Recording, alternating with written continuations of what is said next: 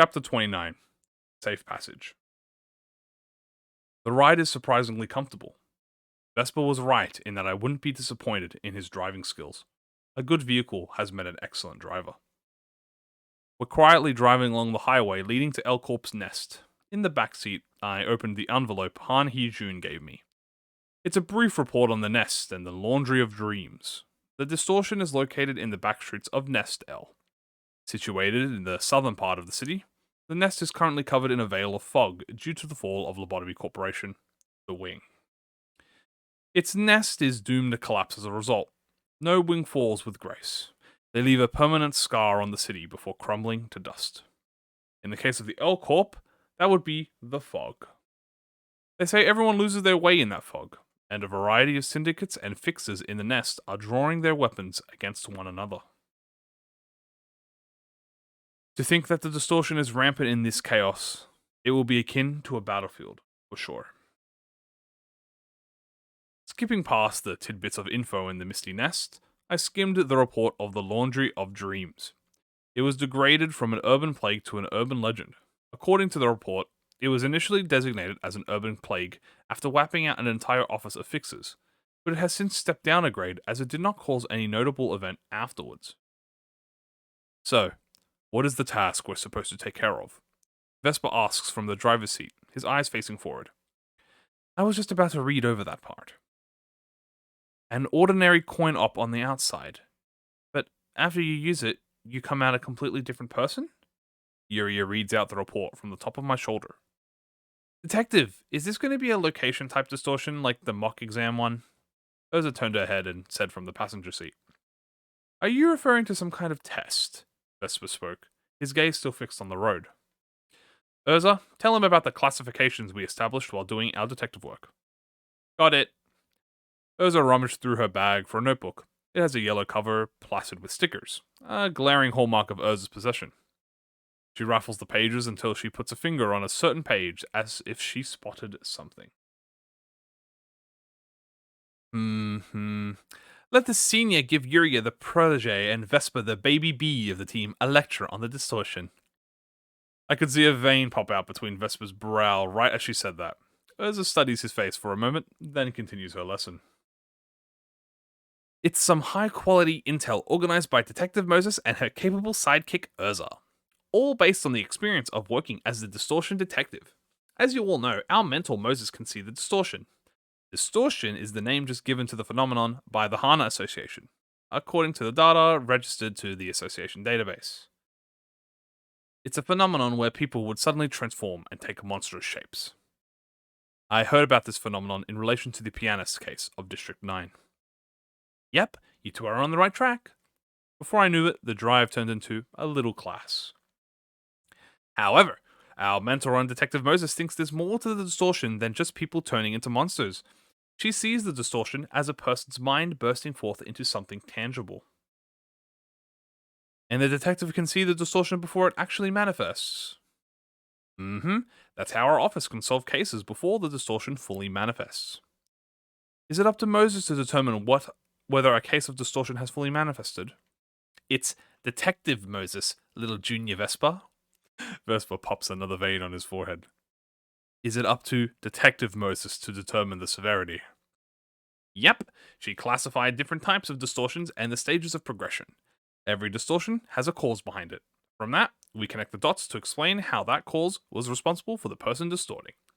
Next, we give the explanation to the subject in a way that they can accept. If they do, we can resolve the case before the distortion manifests. Can the same be done to the cases of distortion that have already manifested? Vesper turned his head toward me and asked that. To that, I quietly answered. Depends on the progress and category. I updated my knowledge on the distortion after the recent series of events. I want you to pay close attention to this one, Urza. Yes, detective. Urza turned to a new page and picked up a pen. Until recently, I only categorized distortions by type, but I've been included severity in my newest classification system. Incubation period, early stage, middle stage, and terminal stage. It's like the staging of a disease, Yuria made a snarky remark. She's not wrong, however, to me, the distortion is a disease. Most people's distortions are in the incubation period. As you're all aware, I can see the distortion before it manifests. Thus, I decided the title, the earlier stage where the distortion becomes visible to me, as the incubation period. I'd like to know the severity of the bee's wings you can see from me. In my opinion, your distortion is at an early stage, although I'm speaking from my subjective point of view from what I can see. Distortions in the incubation period are mostly fragmentary. An early stage distortion is still minor, but it assumes a definite form, and I can feel the early symptoms of it. As example is the fact that I can feel the breeze generated by the beats of your wings, Vespa. No one else here would be able to sense it. Only I can see and perceive it. This is what I classify as an early symptom.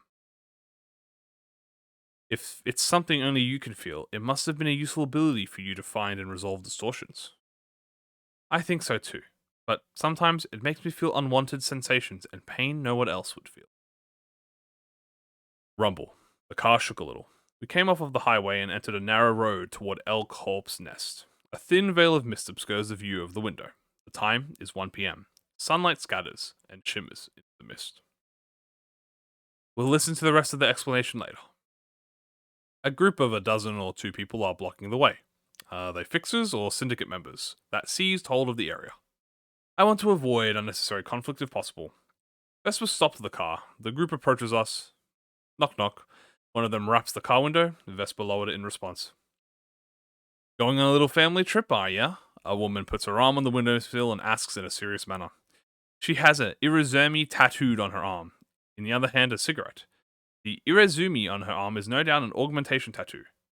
Perhaps people carrying katanas at the girdle stand in front of the car, staring at us with their arms crossed. What's your business? Vespa inquired with his eyes closed, not even giving a second of a glance at the woman. Urza has her hand over her dimensional bag, prepping for combat. It seems we're dealing with the syndicate. You're about to enter Kurokomo clan's territory, you see. You're going to have to pay a small toll to pass. Kurokomo clan. I'm unfamiliar with the name. Anyhow, it's interesting to note how syndicates in the southern side of the city tend to be dressed in composed clothes, unlike those in the north. Detective? Urza, just give them what they want. We're giving money-hungry scoundrels what they ask for. No matter how high they set it a bid, it'll always still be within the budget DS gave us. How much do you need? Urza face puckered as she asked the syndicate member, reluctant to give away our money. Well... Bewildered by our generous attitude, the syndicate members looked us up and down. 2 million on. Yeah. It seems Urza begrudges our money going to them. However, I don't mind the loss as long as it is the only thing we have to give up. There's no reason to take a gamble against a syndicate with an unknown power and affiliation just to save money. Urza took a bundle of cash out of her bag and started counting it. Changed my mind. 10 million. The goon said with a chuckle. Staring down the pile of money must have made them cuckoo. Detective. Give it to them. Okay. Urza passed the 10 million on through the driver's side window. Meanwhile, Vespa remains perfectly still, his eyes shut. I can see that this syndicate has some experience, considering they didn't go as far as demanding every coin from us. Rookies tend to keep raising the stakes until it bites them in the ankle. On the other hand, the more experienced ones assess the opponent's capacity and stop at an acceptable price. Aight, be on your way. And, cutie, you can have this. Ernda was handed a black plastic plate. It's a pass.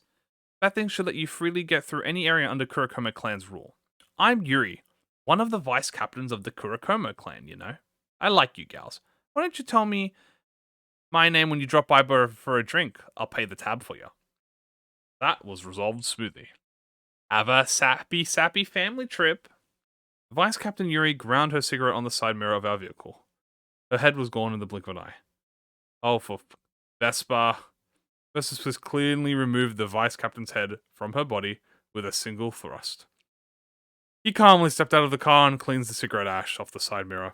The unexpected event left everyone quiet. Vespa proceeded to grab his Huando from the side of the driver's seat and charged into the group of thugs. Amidst the thin fog, flashes of yellow light shined, followed by spurts of blood.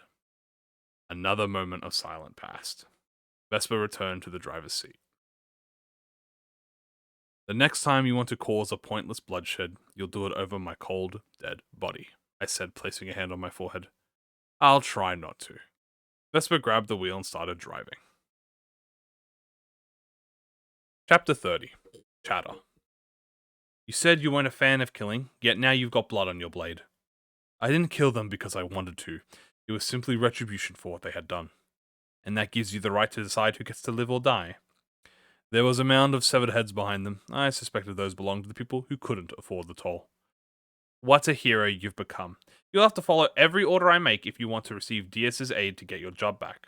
If our mission ends in failure because of your imprudent behavior, Vespa, you'd better forget about returning to N Corp, because DS will sink you to rock bottom and ensure that you spend the rest of your life in misery. I will keep that in mind, Vespa replied as he slowly closed his eyes. Urza sits next to him, seemingly lost in thought and fiddling with the plate Vice Captain Yuri gave her. Beneath her feet are bundles of cash that amount to 10 million on, hurriedly collected back from the dead syndicate member. The bills have smidgens of blood on them, but there should be no problem using it. Detective, maybe we can still use this plate? Urza turned to me and asked. There won't be any problem using it to pass through the turf under the Kurokoma clan, of course. I don't think there's anyone that could figure out who killed Vice Captain Yuri. No, that's not what I meant. Could I get free drinks with this? So that's what she's looking forward to. Where there is alcohol, there is usually a snack. It is a little wonder that she showed interest. Urza, you can eat anything you want, alcohol or whatever, with the money DS gave us. We may very well order food that has never existed before. Vespa's ears twitched slightly. This young man is quite a hearty eater, isn't he? Give me that plate. Okay. The word Hurakumakai is written in kanji on the front side of the plate. On the back side is handwriting that appears to be the signature of the Vice Captain Yuri. This might come in handy later on. So, Detective Moses, if I'm not mistaken, the Laundry of Dreams is a location type similar to my atelier. Yuria asked from my shoulder, as if the commotion didn't happen. It seems Yuria has gone a lot less talkative since we started heading for Elcorp's nest. Perhaps she has difficulty maintaining the psychomint. I should talk with her about that soon. Could you explain what a location type is, Dr. Moses? Vespa showed interest as well. Urza scowled at Vespa, trying to correct him, and Vespa retaliated with a gaze just as fierce. I can almost see sparks flying from the staring contest. Urza, I don't care how Vespa refers to me, so don't waste your energy pointing it out every single time. But he's the newest and the youngest member of our office. Vespa veins pop out on his forehead once again. Don't. Okay. Urza conceded, and I resumed the conversation. A location type distortion is a certain spot being subject to distortion, as the name suggests. But you describe the distortion as a phenomenon that an individual human manifests. Are you saying that a person can transform into a location? Precisely. In most cases, it takes the form of a place or a building that is unable to move on its own. It's akin to a trap to the average person. You should be mindful of the fact that a location type distortion is not the same thing as a distortion encroaching upon its surroundings. The stronger that encroaching distortion is, the more warped the area around it gets. Urza chipped in. Like she said, the distortion can overflow and a powerful one can influence its surroundings if left uncontrolled. That was the case with the carp, the most recent case of distortion I solved. It was a child who turned into a giant carp. It would generate a pool of depressive water around it. That's because sadness is the most commonly distorted as the form of water. Urza butted in. Yes, melancholy is like water. Perhaps we could talk about categories for such things at a later date. Anyway, a strong distortion can alter the area around it and become a host to subordinate entities. It's easy to confuse it for a location-type distortion. You could publish an encyclopedia of distortions with all that knowledge. Vespa made a sarcastic yet harmless remark. A book? That's funny. I'd be surprised if there's any library that's willing to collect a book like that. Yeah, Detective, that sounds so educational and fun. Just as Urza spoke, the car was slowly brought to a stop. Dr. Moses, I'll need you to tell me the directions from here on out. It looks like we've fully entered Elcorp's nest. Glimpses of buildings can be seen in the mist. This mist might have shone brightly once, but it is sunken in fog. This fog feels quite different from the fume that covered the city during the smoke war. Unlike the smoke that rose to the sky, the mist sinks to the floor like a pool of stagnant water. It's similar to the properties of sorrow we just talked about. Could this be a manifestation of someone's serious melancholy? Regardless, I'm the only one who could find a way anywhere in this thick veil of mist. Or rather, the prosthetic arm DS gave me will figure out a way for us. I scanned the barcode printed on the report of the Laundry of Dreams, as instructed. Urban legend case, the Laundry of Dreams. Guiding to the most recent observed site. Turn right, 300 meters. A voice came out of the arm, a vocal guide in this day and age. Come to think of it, this may be a more effective method than hologram based navigations in a fog as thick as this. Vespa, follow the instructions of this voice. The car slowly began moving again. Then Vespa opened his mouth. The man named Han Hee-jun said our work is to capture the distortion. How are we going to seize a location? I may ask. We'll shrink it. As I said moments ago, the distortion will expand and wrap its surroundings as it becomes more powerful. In other words, its influence will shrink as we neutralize its power. We will have to weaken it enough to fit in our hand, or at least the trunk of our van. The van is no ordinary vehicle. The entire cargo compartment is a massive dimensional bag. Since it was provided by DS, it should have no problem carrying absurdly large objects. However, distortions are ultimately people. It's not a good idea to store people in a dimensional bag. I have no choice but to hope that DS kept that in mind, and then we can load the trunk with the distortions anyway. Do we have to go into this so-called location type distortion ourselves then? Yes. You said that they are akin to traps. There is a risk they will be killed as soon as we set foot in this, is there not? Distortions are not weapons of murder. They normally aren't artificial creations with a specific purpose. What they are is a cry for recognition of their mental afflictions. As you suggested, distortions that harbor a murderous intent may try to kill us, but I can tell if a distortion has such design. That means our lives lie in the hand of your judgment, Dr. Moses. Of course you should. All you gotta do is trust the detective. Bitter baby bee. Vespa popped the vein once again. Urza seems to be enjoying it at this point. The conversation halted there. Only the mechanical voice of my arm would break the silence. Yuri is being strangely quiet. When I looked to my left, the red teddy bear was lolling on my shoulder. The synchronization with the psychoman appears to be unstable, as I expected. Even if the teddy bear were to stop moving, that wouldn't mean the death of her. Her real body is under the protection of the Dewey Gui office. After all, the teddy bear suddenly flinched. Detective Moses. I see you having trouble maintaining your psychoman right now. Yeah, my consciousness is fading the deeper we get into this nest, and the thicker the mist gets. Rest up for a while. I'll keep the teddy bear with me. Thank you. I'll take a short nap. I have to work like a dog. Teddy bear voices trailed off as its head was lowered. You have arrived at your destination. A large green neon sign with flashing sporadically before us. The bright neon light turned the fog around it green. The Laundry of Dreams. We're there, Dr. Moses. Alright, everyone. Be prepared. Urza took out her dimensional bag, and Vespa took out his sword and harpoon as we got out of the car. I placed the smoking pipe in my mouth.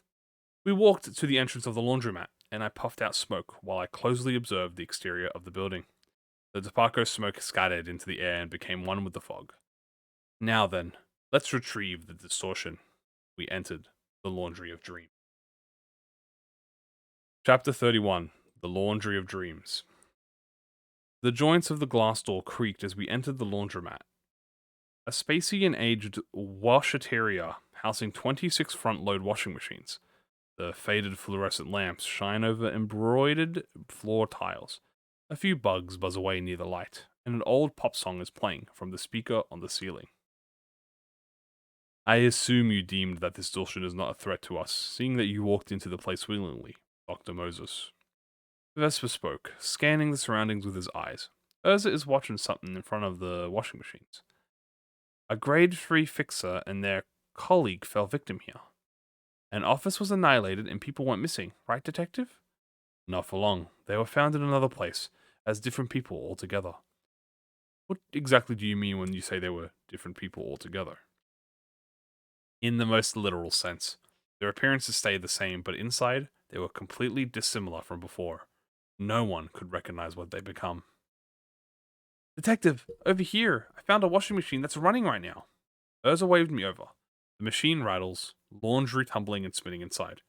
I placed my smoking pipe in my mouth. Laundry. Surely it won't be anything ordinary. though it's hard to see what's inside while it's running. Yet it would have a pretty reckless of me to forcibly stop the machine for now. I'll have to observe the place more. Dr. Moses, I see a storage and utility room there. I puffed out smoke and walked to the door Vespa pointed at. Was this laundromat not a self-service facility? If an owner is present, that will make this difficult type of distortion from what I expected. The existence of a room dedicated to collecting laundry suggests that the owner of the laundromat manually cleans the clothes customers entrust to them. However, I do not see a cash register or any sort of station that a staff member would work at. Vespa, open the door, and Urza, look out around more. Roger. Upon entering the door to the storage room, a refreshing scent of fabric softener wafted out through the air. The sight that unfolded behind our eyes was before anything but refreshing. This is a butcher's shop. Human skin suspended on the hangers. I see how it is. I blew out a puff of tobacco smoke. Peel off a human skin and wash their insides clean. That's what this laundry of dreams is. Typical of the city. Provocative procedure like skinning humans alive or some such doesn't come as a surprise anymore. The next question is its purpose. I have to wonder, does the act of washing signify purification, or does it imply change? I have a feeling that the latter is more likely to be the case. There's desire to become someone else and stand out among the stereotyped city folk. It should be stronger than the desire to get clean, at the very least. In a coin-op such as this, the act of washing is simply as putting clothes in the washing machine and inserting a coin. Looking at the human hide that hung here, it seems that people who visited the place took off their own skin and left it here. When did it happen? Right after entering the laundromat? After the coin? But wouldn't the laundry have to be inside of the machine first? It's still a hazy mystery. If the space was deceiving people's perception, my eyes would have caught the process. I don't see a sign of such illusion. I guess I should investigate the washing machines once again. Let's go back out. Detective, I can't get the washing machine to work without using ordinary coins. How's it, you dimwit? Who told you to fiddle with the washing machine? Don't mess with the distortion while I'm not around. Okay. Urza answered in a dispirited voice. There are several problems when a person who can't see the distortion is involved in solving the cases of the distortion. For instance, they might walk into a gaping mouth full of teeth that I can vividly see, or be enticed into doing something not knowing that they're being pulled by the shadowy hands. Thus, it takes a person who can see various sides of the distortion to aptly handle it. Detective, would it matter if I got a coin from the exchange machine here? I put my hands on my head. Urza is the type to leap into action before putting any thought into it. I gather my thoughts while Urza acts. To solve a distortion, someone has to be a guinea pig. Still, curiosity and boldness of this child is quite a challenge to handle now, for me. Give that to me. Okay. Rumble. With a loud noise, the room trembled up and down. The coin slipped from Urza's hand while she was trying to pass it over to me. Urza, grab the Before I could finish that sentence, Urza swiftly moved her palm below the coin. The thing seemed to land on Urza's hand, but it won't stop falling. It makes a hole in her hand and reaches the floor, as it has to. The coin rolls around before it falls down the drain. Clank. Ow. Urza groaned, holding her punctured right hand. Dr. Moses, look behind you. Following Vesper's words, I turned around. The door to the storage room vanished. A loud mechanical noise came at a distance. Something's already happening. The coin Urza acquired couldn't have been dispensed from a vending machine for no reason. A coin exchange machine. Something was traded away for the coin. I held the smoking pipe in my mouth. Space is distorting. Did the ceiling just switch places with the floor? I blew out a smoke. As Vesper noticed, the room is slowly twisting and twirling. Detective, is it just me or does your body feel icky and stuffy? Uh-oh. Urza's body is slowly being filled with the filth that resembles vicious blood. For I can see the distortion. I need quick wits and a good sense. I need to be able to tell if what I'm seeing is a sign visible only to me, or a manifestation that everyone can perceive. The answer is an experience, and experience tells me that I'm likely the only one who can see the filth. Detective, do you remember I was a coward during the war? I won't be forgiven, either, right? This topic again. The memories of that day are one of the subjects commonly brought up whenever a distortion evokes Urza's traumas. The memories of Smoke War. They haunt Urza and I constantly. I've become an expert at dealing with such traumas thanks to that. The memories will be unbearable to her, and she will cause some kind of trouble as a result. Ugh, away with this dirty body. I heard the sound of something being unzipped. The skin of a human we knew as Urza was stripped off from her head to her shoulders, knees, then toes. The sight of a person would no one wants to see. It could only be described as a form that I can't look at. A heap of desires. I couldn't stand the sight, so I shut my eyes. Ah, Urza. Vespa, keep your eyes closed. I bit into the smoking pipe and exhaled a white breath. The room was filled with mist. Vespa's mind could be affected if he sees her current form. I immediately breathed in and let out a violet breath. I wrapped the violent whip around the silhouette that I think is Urza. And do your absolute best and stand still. I can't handle two people doing idiotic things at once. Understood. Vespa responded. I got the pattern now. Once the human takes off their skin, they'll put it on one of the washing machines. Then they'll head over to the storage room and wear another person's husk, wearing the clean and new clothing. They leave the laundromat as a brand new individual. Urza reaches that point, there won't be much I can do. I'll be losing her forever. To avoid that, I stopped her in her tracks somehow. Distortions are solved through contradiction. The deeds that are considered natural and mandatory here must be denied and reserved. Making the person wear this contaminated shell back before it could be washed, such an action will weaken the distortion of the laundry of dreams. What can we do to make her put her own skin back on? Forcibly put it on her? No, she must wear it voluntarily. She has to wear her own shell, knowing that it's still a filthy husk. That's how we can deny this place. This space, can I not slash it? There's no guarantee that it won't backfire. Destruction measures should be taken as last resort. That means it's not entirely out of the question. I shall prepare myself in that case. Vesper kept his eyes closed as he put his hands on the sheath of his sword. It's a huge relief that he wasn't afflicted with the distortion's influence. I have no clue about Vesper's past or his trauma. Learning of his past will be a process of trial and error, no doubt. The time will come one day and it will be unavoidable. I'll have to take my time to know him. That is to say, I know how well to handle Urza after spending so much time with her.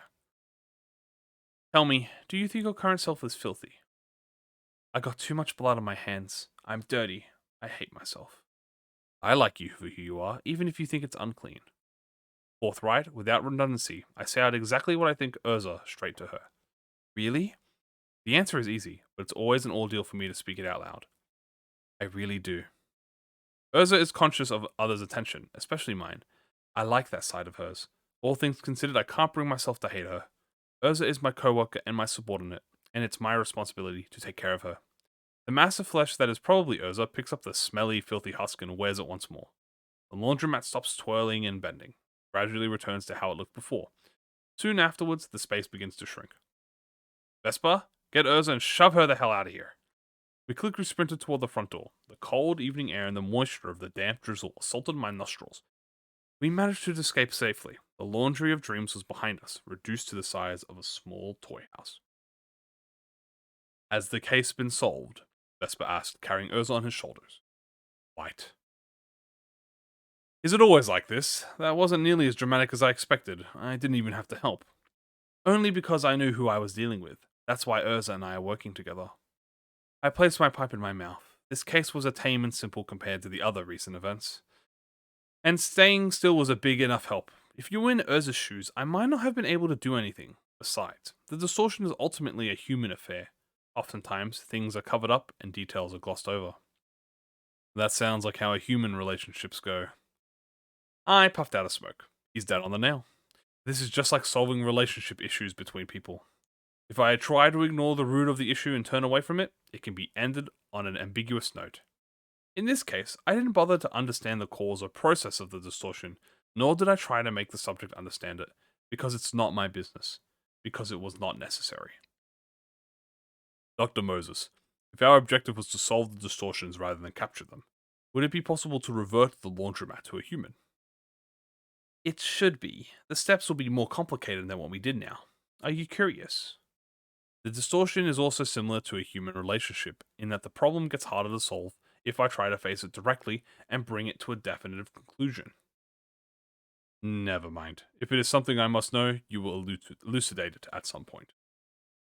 I picked up the laundromat of dreams and stored it in the trunk. At this size, there's no need to call Ujat to help retrieve it. Vesper laid Urza on the back seat of the vehicle. Did you two participate in the smoke war? I don't feel like talking about that at the moment. Understood.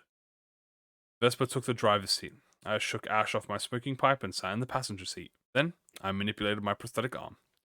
Beep, beep. Han Hee-jun. Yes, doctor. A detestable, sodded voice came out of the arm. We've taken care of the laundry of dreams. We're moving on to the case of the human thunderbolt. Looks like you've solved the case safe and sound. I'm ending the core. Hold on, Doctor. Did you meddle with the Kurokoma clan by any chance? We did. So he somehow found out. He is sure a competent informant, and he's most certainly going to give me a chewing out for this. The Kurokoma clan is a thumb subsidiary. I suggest avoiding conflict with a finger if you wish to complete the mission in... As if I'm the kid that needs this nagging. Beep beep. The thumb is a decent compared to the index. At least I won't be taking it to a war. Dr. Moses? Are you scared that we might have to face a finger? If we ever happen to confront the thumb, please let me lend my strength. The child has his stories, I see. That's up to me to decide, depending on the situation. Vesper seemed to think for a moment with his eyes closed. All right. The car slowly trudged through the mist. Chapter 32. The Human Thunderbolt. The difference in scenery between day and night is small here, but I can tell from the gradually shrinking halo of light in the foggy sky that it's evening. We seem to be approaching our destination. The car shakes pretty badly, running over some form of objects scattered on the road. They're likely corpses. On the way, I read one of the case reports Han Hee-jun gave me. The Human Thunderbolt. Rated urban plague. It says bolts of lightning will thrash about in the mist when it's present. The Human Thunderbolt leaves completely charred bodies in its wake, emitting a burning smell. Lightning is an electrical phenomenon, thus it's related to hysteria or neurosis. Sparks fly off and conduct electricity, leaving sharp and tingling wounds on anyone that stands around it. It'll be fast and painful. Dr. Moses, someone is after us. Vesper spoke. I see dark figures running along the car through the window. This vehicle most certainly isn't moving at a slow speed. Detective, they pulled out a knife, Urza shouted. We will suffer a considerable setback if we lose this car. DS gave us this van, so it won't break easily. However, we don't know what the unidentified group is capable of. We have to make a careful choice here.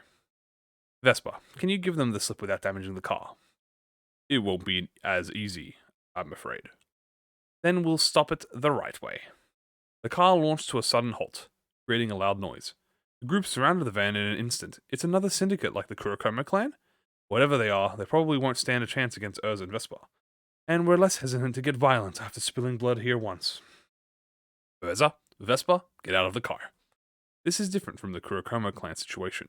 Now we're in the middle of the L-Corp nest, where there are many variables. We have to properly prepare ourselves for battle. As soon as I got out of the car, a burning stench struck my nose. Might be the supposed trace of the human thunderbolt. According to the report, another particular scent stung my nose. It's the acidic smell of tobacco. This smell. Those in the know are familiar with it. Vesper draws his huando right away. Urza slipped on Alice Workshop gauntlets and cracked her knuckles. The figures in the mist reveal themselves. The smiling faces. They're wearing masks of the Ha-Ho village. The syndicate is characterized by their steel masks grinning from ear to ear. They smoke performance-enhancing narcotics from the gigantic pipes they're carrying. We run into an urban nightmare-class syndicate while trying to solve an urban plague case. It is not an unlikely occasion. The syndicate started out in the east of the city, but their influence has grown over time, and now they're all over. Are you here to eat us? I place my pipe in my mouth. They can be conversed with at the very least. ... A moment of silence passed. Detective, why won't those chatty guys speak at all? Keeping her eyes to the front, Urza asked me this in a tiny voice. I'm wondering the same thing. They're strangely quiet for how talkative they usually are. There seems to be about 7 of them. That's not a small number. The smiling faces quietly bit their giant smoking pipes, inhaling and exhaling smoke. I blew out smoke as well. Their movement is different. They're known for their uncanny ways of acting, but something is particularly odd about this group. They twitch their bodies as if they were wooden puppets, and there are faint sparks of electricity flowing through them. They're coming, Vespa said. Puffing out smoke in the mist, the smiling faces commenced running to us. Their massive smoking pipes double as blunt weapons. It also contains a hidden blade sheathed in the bowl of the pipe, sort of a sword stick. Urza faced two of them charging at us. One of them swung a smoking pipe in a large arc, and she struck the bowl of the pipe with her fist. It made a small dent in the pipe, throwing the attacker off balance. Ow, detective, my fist hurts so bad. Whining, she accelerated her other hand with the Alice Workshop gauntlet and struck her fist into the chest. The blow sent the opponent flying into the wall. The other one swung a blade at Urza's arm. I let out a purple breath to slow the blade down. Urza took out a Nesta hammer in the meantime and hit the aggressor on the forehead. Clang! The metallic object rang as they clashed. The hammer got crumbled from the impact. The mask, on the other hand, is intact. Vesper takes the rest of them on the other side. Yellow traces dance in the air like lightning bugs. Just then, Vesper turned to us and pitched the harpoon he'd been carrying at his waist without hesitation. Whoosh. The harpoon tore through the air and hit the left shoulder of the smiling face standing before Urza, making them drop their weapon. Urza immediately took out her Stigma Workshop blade and stabbed it into her opponent. The Stigma blade makes a sizzling sound in their chest. Paying no attention to the piercing injury, the opponent hit her lower jaw with their knee. Those bizarre gestures. The smiley faces are being controlled by something, and the human thunderbolt has to be the culprit, judging from the purple electricity discharges flowing through their bodies. Urza and Vesper aren't overwhelmed by the smiling faces, but they can't seem to gain the upper hand on them either. I drew a deep breath. Seeing how strong and agile they are, the violet whip I usually wield won't even reach them, let alone keep them in place. I let out a deep violet breath. The pipe morphed into thick chains. Urza, throw that harpoon at me.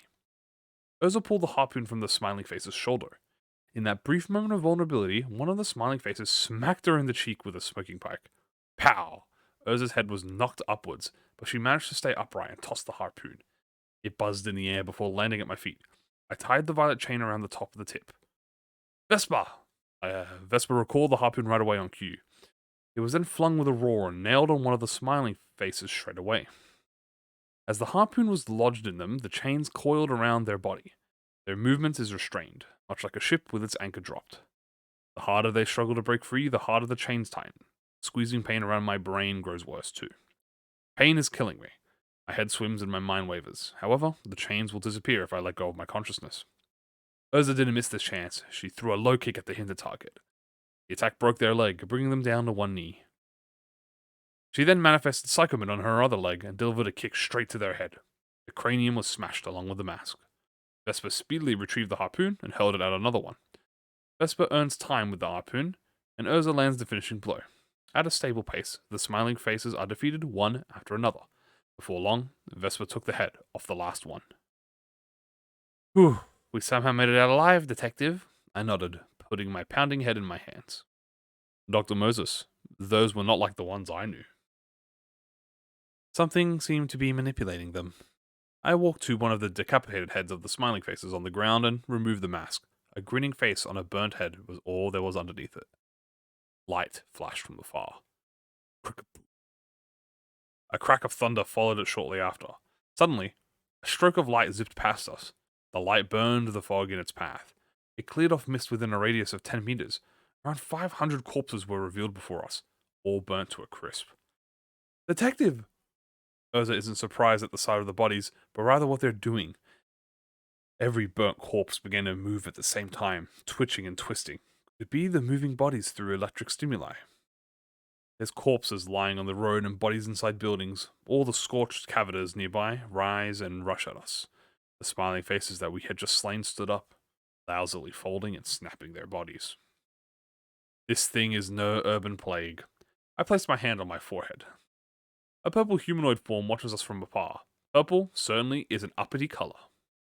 Vesper, does the human thunderbolt appear to be frozen in place right now? Vesper carefully squinted at it. It's moving. It's not stationary. The human thunderbolt is moving from place to place to send electrical currents controlling the corpses with the stimuli. The plan is the same. I stop it in its tracks, and you cut it down. How much time will you need until then? 10 minutes. Vesper nodded. Let me ask you back. How much time will it take for you to do it? A second is all I ask. That's dependable. Vesper will handle the smiling faces in the front of us. Meanwhile, the living swarming corpses appear to be regular citizens. Ursa should be able to fend them off on her own. Ursa, protect me, but don't get yourself killed doing it. Got it. You can count on me, detective. Chapter 33. Neurosis. Neurosis. A spear of stress. Harmful radiation. A prison that constricts oneself at the same time. A symptom that exacerbates the more one hurts others. The temperamental cerebral stimuli and irritation are given the physical form of electricity. When that electricity flows through the body, it burns with an uncontrollable wrath. It's not quite explosive, it's sharp, rather. From light proddings to thrusts that create cavities in the mind, neurosis flows through nearby conduits. It changes the atmosphere of one's surroundings. One hysteria is poured on others. It gives a false impression that it will make things better. However, it only causes one's own mind to smolder and invoke impatience, all the while burning others more severely. But this property must be understood. An unless release of irritation and anger, megalomania, and victim mentality. It actively moves around, gnawing at those and steering them, and it moves fast. 500 corpses are coming at us. They're mere remains of the deceased. Electric stimuli injected into their brains by the human thunderbolt command them to move in a purely mechanical sense. The speed of light. The human thunderbolt drifts between those 500 people at the greatest possible velocity. They're in essence biological machines that feel no pain or fear. They can't be considered subordinate entities of the distortion, either. We have to capture the moment where it jumps from a scorched body to another. The easiest method would be to let out a blue pale breath, the smoke of death and cessation, but this should be my absolute last resort. A violet breath for a violet being? It's standard mythology to me. How much can I bind? How much with a heavy guilt given to me? The violet memory that strangles my heart and drags my mind to the bottom. The memory must be dredged up. I led my co-workers to death that day. The human being named Moses participated in the smoke war as captain of Ujat. Completing the mission was all I had to do. There was no room for interpretation or mercy in the process. To obey DS's orders. To obey for her dream. I've stained my hands with so much blood in this life, even the blood of those whom I worked with. What am I bearing are the burdens of others, not mine. This smoking pipe isn't mine, it belongs to them. I hold the pipe and draw in smoke. I close my eyes as I draw in the smoke. As I close my eyes, they appear. I have to inhale their memories and agony. I need to find a violet memory among the faint yet intense mass. Memories akin to the dark thorns, the eyes and gestures that grudge me, my sense of guilt. My guilt manifests as neurosis. I dislike noise. I dislike talkative people. The sound reminds me of voices that resent me. The sound reminds me of the battery of the war, and it makes my mind bleed. The small grievances and scornful remarks, exchange of words full of ire, the barbed words I've carelessly sprouted, the day in my life when I pushed someone and drove someone to tears. Had I been kinder, had I been more understanding, I didn't look after my subordinates. My eyes were fixed on DS. Everything that happened in the process were trivial matters to me. In the city where there is no good or evil, I made a distinction. What DS wishes for and what she does not. That was the only criterion which severs the good from the bad. So what made me so desperate? I can hear the cries and screams of my subordinates. I ignored them and went on my way. I shouldn't have turned around that time. Once I looked back, the path of blood I'd been taking was so candidly visible, I couldn't help but cry. Why did I change my mind at the last moment? Why did a sense of altruism for my colleagues bloom so suddenly? I want to give salvation to them, to those who drift in my head. Each time I resolve a case of the distortion, their screams go silent one by one, but the quiet doesn't last long. Why did I abandon them? Why did I give them that heartless order, lacking even a speck of what could be thought as of a heart, and then come trying to save them? Why did I push them into the maw of hell?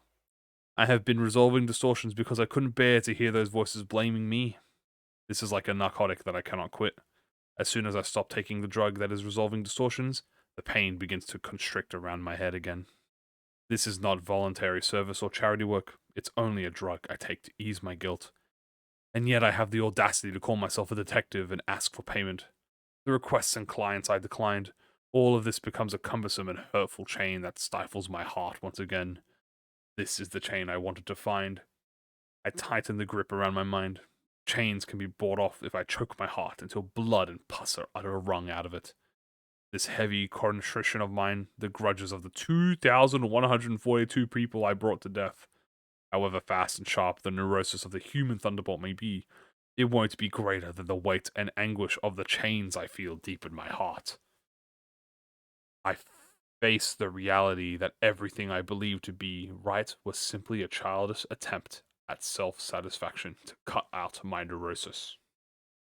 Humiliation and self-loathing, vexation and anger for myself. I squeeze out all of it. I exhaled a violet breath.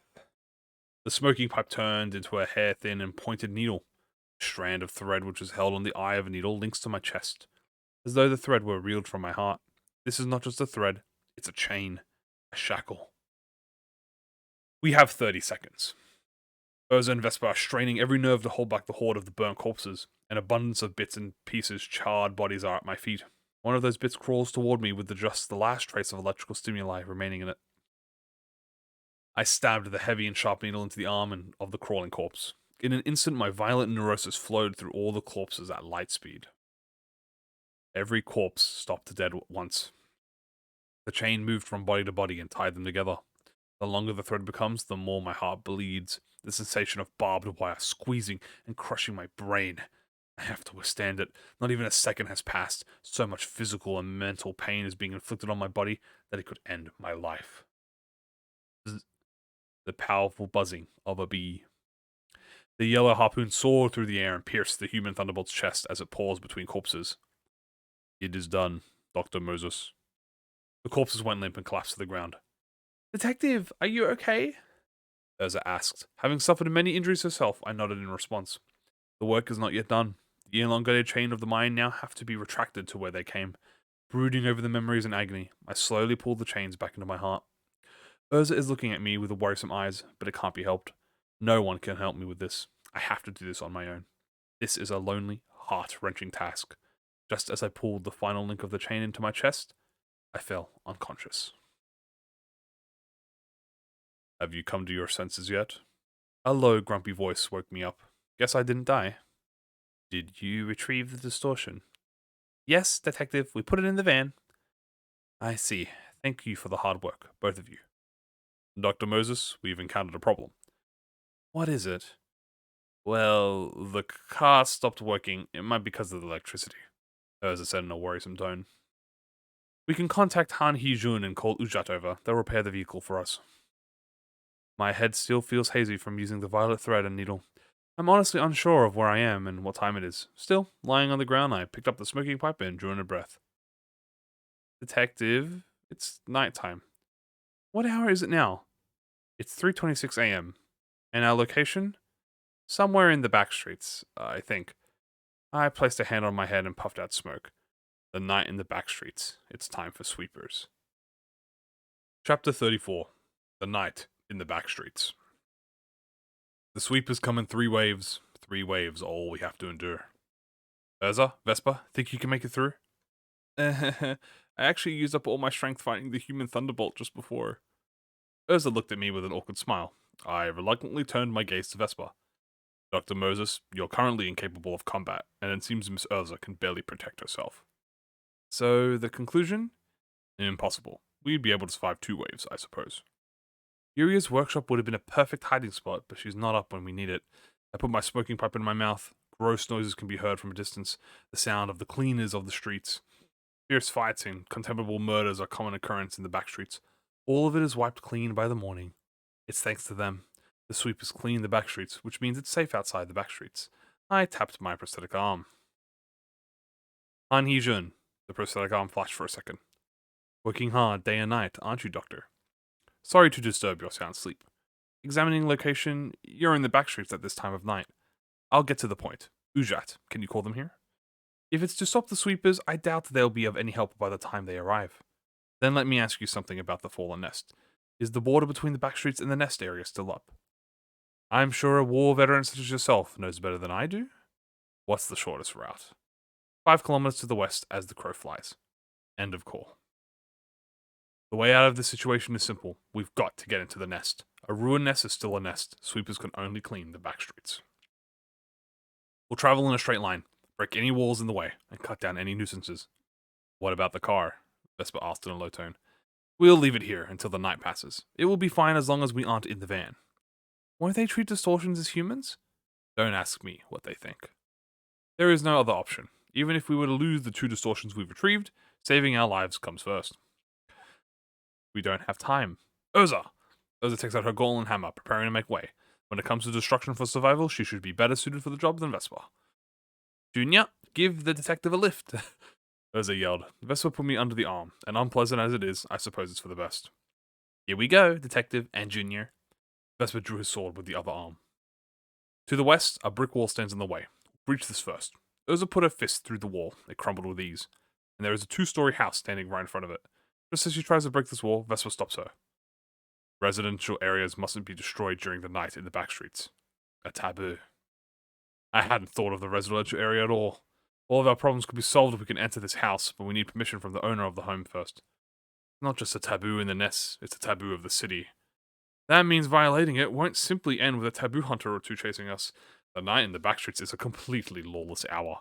There is one exception among this, which remains safe. The residential area, an unavoidable territory. The head of the city doesn't allow this sanctuary to collapse, and no one will open the door for us. Detective, what should we do? We shan't dare to commit a taboo that not even the fingers violate. I can hear 3 to 4 people sobbing inside the house. A group of strangers breaking walls and standing before their home. It would be surely a terrible sight. The sound grew closer, and sweepers showed from the mist. The sweepers seep into the corner of the alleyways like water flowing from over a toy village. They go anywhere a path is open. They're persistent and resilient. They aren't afraid to die. They swarm their target and cling to them until they've been cleaned off the street. If a sweeper has died, they clean the corpse as well and continue on. Their orange hooks inject whatever they stab with a strange fuel. That mysterious fuel liquefies the victim. The melted remains are then recycled into fuel. Clump of fuel. That's what the sweepers are.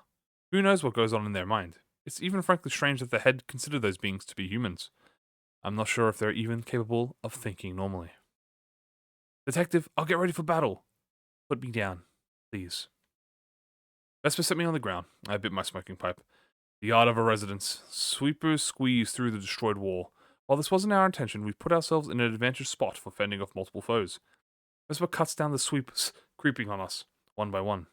Urza uses her fist and hammer. Her accelerated fists strike a sweeper in the head, and liquid spouts from the smashed noggin. The same liquid spills from the torso of a sweeper cut by half by Vesper, and the liquid is absorbed into the bodies of the sweepers that follow. Simply by stepping on a pool of liquid, 2, 5, 10, 23, Vesper's blade is losing its edge, and Urza's fists are getting slower. The sleepers must be sliced in 2 or blown in a single hit. They'll recover from wounds left by dull swords or lethargic fists by absorbing liquid from the carcasses of their fallen brethren. I can only trust those 2 can handle this.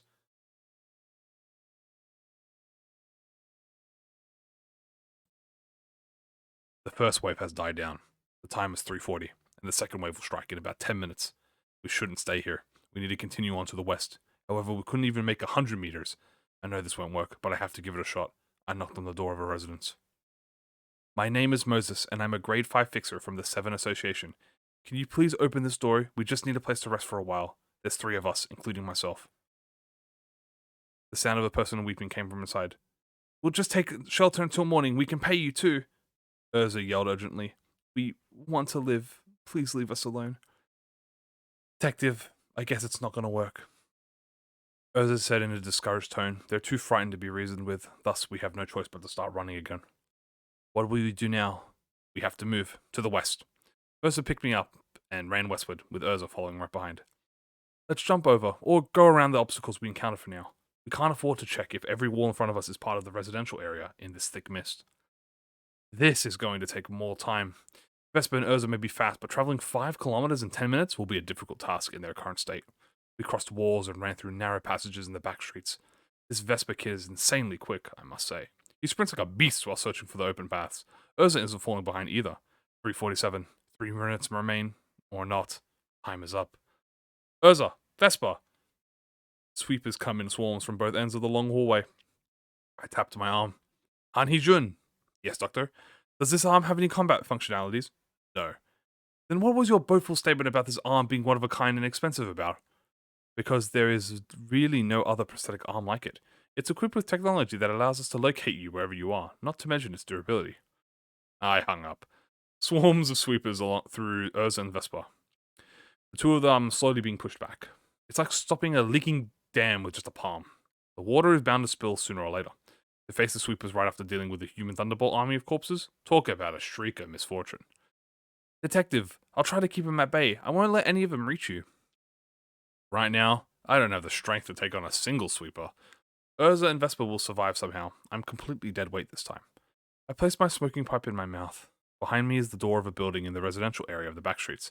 If we broke this door and went inside, we might be able to survive the night. However, breaking a taboo of the city is on a completely different level to breaking a taboo of a nest. The most one can do is delay their inevitable death. Unparalleled force will pursue us. Death comes onto one someone. Perhaps the reason I live is to settle what I started until that moment comes. That's what makes me want to stay alive. I let out a red breath. Dr. Moses, don't get any ideas. A yellow harpoon knocked the smoking pipe out of my hand. I told you that I can stop the first two waves. Vesper frowned at me. His body covered in injuries, I picked up my pike and knocked on the door behind me. This is the most of what I can do while the two act as human shields. I'm Moses, a grade 5 fixer from the 7 Association. If you let us take shelter here for the rest of the while, we will give you generous compensation. No response again.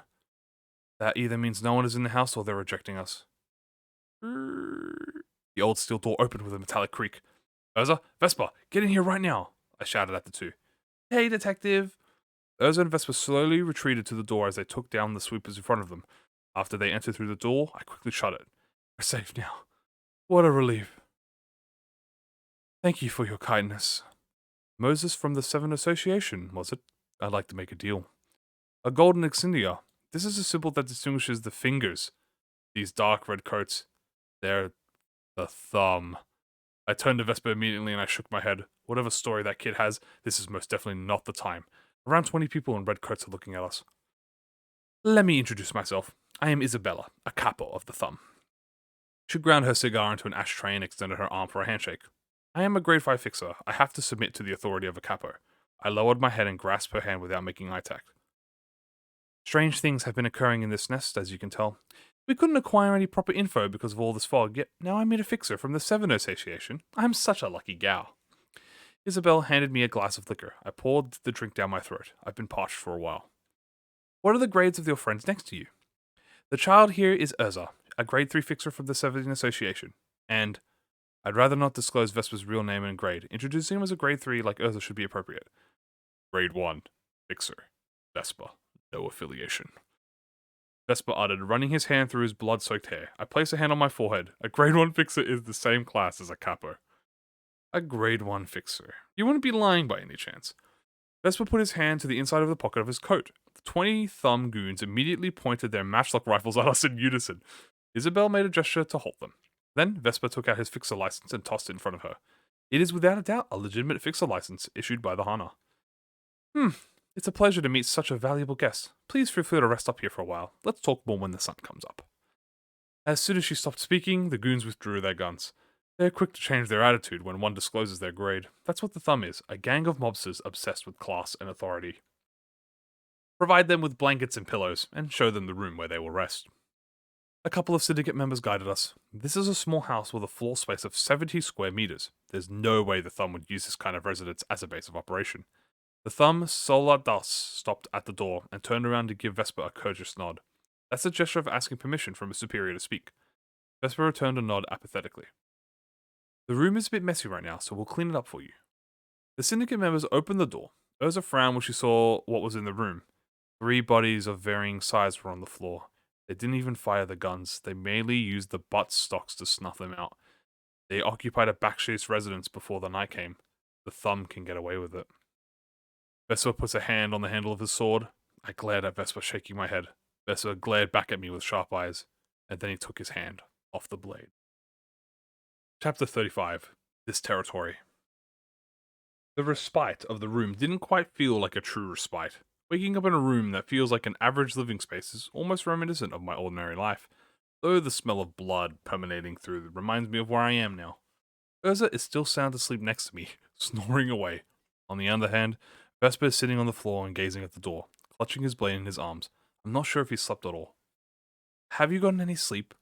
I've had enough rest that you won't have to worry about my condition. That's good to hear. Knock knock. Someone thumbed on the door. Their silence suggests that they're a soldato, a class below the capo. Speak. This is Rami, a thumb soldato. I'm here to check if you have woken up. I turned to Vespa. A grade 5 fixer such as myself is not allowed to mention a capo's name. Is Capo Isabella asking to see us? Vespa spoke on my behalf. Yes, she wishes to talk with you over a simple breakfast. We'll be there soon. It's fortunate to have Vespa with me. He'll make our negotiation with the thumb smoother. I shook Urza to wake her up. Detective, I can go for another helping. What a silly thing to say in one's sleep. When I went out to the living room, plates of bacon and eggs sunny side up were set on the round table for four, and the thumb capo, Isabella, sits at it. Please take a seat, Vespa and company. Isabella said to him, paying no attention to Urza and I. We sat as we were told. Vespa, the grade 1 fixer, and a couple of 7 association fixers. What is your business here? Could you be participating in the struggle to take over Elcorp's nest like many others? Vespa grimaced as he speared a strip of bacon with a fork, seemingly annoyed. Then he looked right at Isabella. I work for Dr. Moses. The person here next to me. I devolve all of my authority and power to Dr. Moses as of this moment. He isn't even trying to hide his irritation. As you wish. I must say, it's interesting that you know about the transfer of authority the thumb uses internally. Grade 1 fixers are truly in another league. Isabella gave her answer as she lit a cigarette in her mouth. Or perhaps you're an affiliate of the thumb? Puffing out cigar smoke toward Vespa, Isabella narrowed her eyes. He glared at her, not budging an inch. Let's not get off topic. I would like to know if we could speak on equal terms, Urza. Clean the table. Will you? I don't think we have time for a full meal. Okay, Urza answered, hurriedly shoving bacon in her mouth. While Urza and the thumb members were cleaning dishes from the table, I placed my smoking pipe between my lips. It's time to negotiate a deal. I'm bargaining with the thumb, one of the fingers. No amount of ridiculousness should be surprising coming from them. Well then, Miss Moses, grade 5 fixer of the 7 Association, let us speak on equal terms. Gladly. The thumb has the strongest organizational power among the fingers. It controls a legion of subsidiary syndicates, and members of the thumb itself are not rivaled by trivial matters. However, soldatos, even a capo being at the same site, must mean that they're unable to rely on their subordinates. I must imagine it has something to do with the fog covering the nest.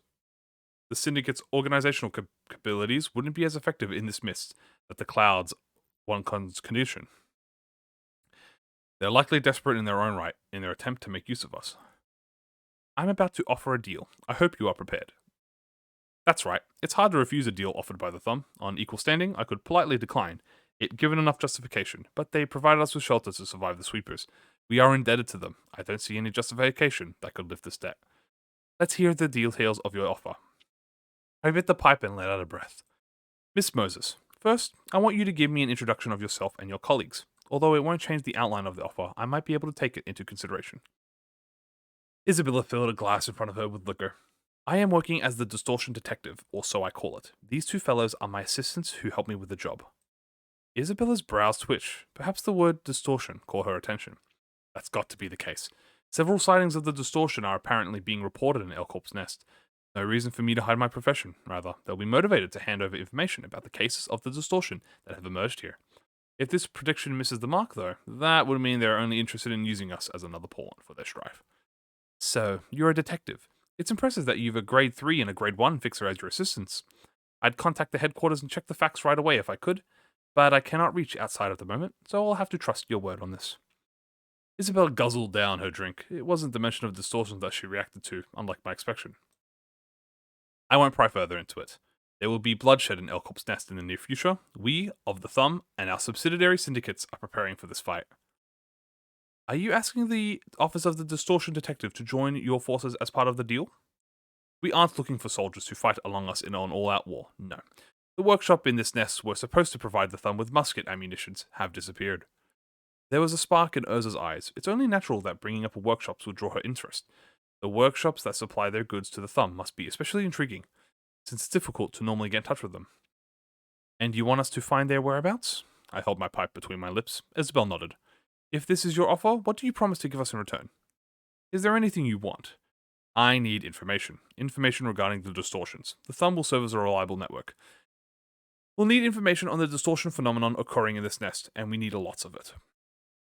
You want us to regularly update you on the news concurring them? Is that correct? Isabella scanned me, Vespa and Urza, with her eyes. Sadly, we're isolated at the moment. It's not an easy job to get our comms to work or specify our location in this fog. That means you have no intel to give us at the current moment. For now, no. I'll ask the other capos when I contact the headquarters later. I can collect the intel and hand it over to you then. How does that sound? I blew out smoke. Our dialogue was resolved smoothly thanks to Vesper's presence, and she didn't ask too much for saving our lives. Isabel offered her hand a shake on it. Tell me more about the case of lost ammunition and the location of the workshop.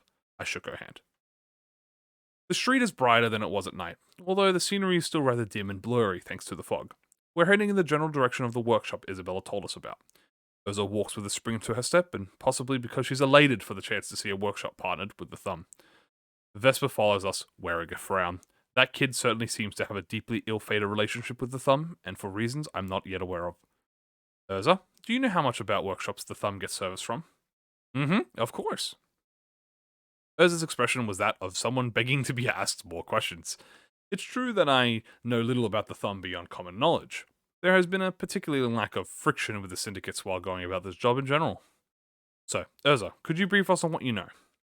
As you are already aware, the thumb uses muskets. Right. And the thumb uses a huge variety of bullets. They pick the right ones for the situation every time. I'm guessing those bullets are quite pricey. Oh, it's no joke. It's like they throw money at their workshops when a purge happens. Vesper bro forehead upon hearing the word purge. He must have been troubled past concerning the thumb's purge. They don't waste their ammo on trivial stuff, though. In fact, the thumb's firearms are terrific weapons, even without the bullets. The buttstock performs better than your average blunt instrument. It's made of the hardest wood available in the city. Urza tirelessly goes on with her passionate speech. It might look like a simple glance, but it contains the technologies of several workshops. Acceleration and mass manipulation are given. They can purge anybody they want for any reason. The buttstock is designed to be a good tool for bashing anyone to draw too. Is it so entertaining? Vesper murmured. It would seem all this talk of the thumb provoked him. Huh? Well, yeah, they're talking about workshop is always fun. Have you been struck by the buttstock yourself? Vesper gave Urza a vicious glare. His eyes are much like those I saw plenty of times throughout my life. Urza's expression changed to the blink of an eye. The same expression she wore during the war. What are those eyes? Miss Urza, I want you to refrain from talking about such things while I'm around, lest I cut your tongue off. Vesper grabbed the hilt of a sword at his side. Don't you give that kind of look in front of the detective, Ursa spoke in a glacial voice. I placed a hand on my forehead. These kids are comparable to ticking time bombs. Detective and I have gone through a war. It was a hellish time, worse than anything you've ever experienced. A flash of yellow light danced in the air. What do you know about me? Vesper's sword was drawn before I noticed. I don't give a damn about that. Just don't evoke the memories of the war for the detective. Or us, with those eyes. Urza doesn't move a muscle. How can you talk about killing people so gleefully when you've suffered a war? I bit my token pipe. This is the only way I know how to cope. Seek joy, and don't be serious. Urza's blonde hair gradually turns white. She gripped Vesper's neck with her hand at a speed my eyes couldn't follow. Vesper grasped her neck in retaliation. Both of them are nothing short of killing machines. Urza, stop. I put her arm down at my word. Her eyes are still cold. I apologize. I was careless. I pulled out a curl of smoke. Vesper released the grip on Urza's neck. Vesper, we are in the process of overcoming our past events in our own way. I'm sure you are overcoming something of your own as well. We're co-workers who have to band together whether you like it or not. So I want us all to be more considerate of each other. Understood? Got it. Urza returned to her usual self and gave her cheerful reply. Sorry, Junior. My bad. You're insane. Vesper closed his eyes and sheathed his blade. Perhaps Vesper is right. Maybe we have gone insane from what we went through during that time. We react sensitively to small things. We're prone to labor under delusion and completely nonchalant towards cruelty. I committed a sin, and I must be punished for it, as did Urza, as did this city. But I don't want Vesper to set foot in this territory. He has a good heart. He has a sense of justice in his mind. The thought I had this day became one of my few wishes. I shook off the stray thoughts shortly after. We walked into the mist for a while without speaking, and then when we arrived at the site where the workshop should be. What a mess. A scene littered with corpses came in sight. It was hard to tell if they're fixers or syndicate members. I placed my smoking pipe in my mouth. Among them, dark blue coats and yellow garnets attracted my eyes. It's the ZWI, the association that specializes in public security and protection. Unidentified bodies, accompanied by those of the ZWI fixers. I should investigate the scene further. My lips held firm. My lips held. Oh my gosh. My lips firmly held the pipe. Chapter 36 The Bullet. There are bullet holes in some of the corpses. These bodies are in the attire of the Zwei Association, and I suspect that they belong to a fairly eminent section. I searched the body of one of the Zwei Association fixers, looking for something a fixer would carry. I found a fixer license in their inside pocket. It says they're from Section 3 of the southern branch of the Zwei Association, just as I predicted. This rectangular ID card provides one status as a fixer, is what tells them apart from a syndicate member. If someone fixes and solves problems for a price without a fixer license, you have yourself a syndicate. This is the line between us and them. I inspect the bodies next. A bullet to the chest punctured their heart and went straight out the back, and all of their faces were contorted, ears streaming. Urza, are the thumb's bullets powerful enough to penetrate the coats that the Section 3 of the Zwei have with such ease? It's possible in theory, but this case is kinda iffy. Bullets used by the highest of the higher-ups are super expensive and powerful. They could make a hole in those coats. The thing is, it's unlikely for such superior personnel to be a place like this. I gave a light chomp to my smoking pipe. Could this workshop be a place where bullets for the top brass are manufactured? Well, all the workshop owners said the ammunition of the Thumb is produced at the Thumb HQ, and are kept under strict management when I asked them. Oza says with a puzzled look. I searched the coat more. I see. The scratches on this coat and the bullets scattered on the floor. I picked up one of them. Is this bullet the kind used by the Thumb, then? It is. Vesper gave the answer instead. I ruminated my pipe. A battle broke out between the Zwei Association and someone who took the Thumb's bullets. However, those bullets were not responsible for the deaths of the 7 fixers from Zwei's Section 3. Detective, the other corpses don't look like fixers. Maybe they were part of the Thumb subsidiary syndicate group guarding the workshop. I walked toward Urza and glanced at the bodies. Their limbs were lopped off by a large weapon. This is the Zwei Association work. Their enormous swords have caused this damage. The Zwei Section 3 and the Thumb-affiliated syndicate had a fight. The Zwei came out on top. But, right, there was someone else. I let smoke seep out of my lungs. Ooh, looks like we have some new faces here. Judging by your appearances, are you fixers on a request? A voice came from the mist. It's the voice of a young male. He must be the one who killed the fixer from the Zwei. A man with ammunition capable of penetrating the coat worn by Section 3 of the Zwei is a considerable threat, even for Urza and Vespa. We have to act immediately.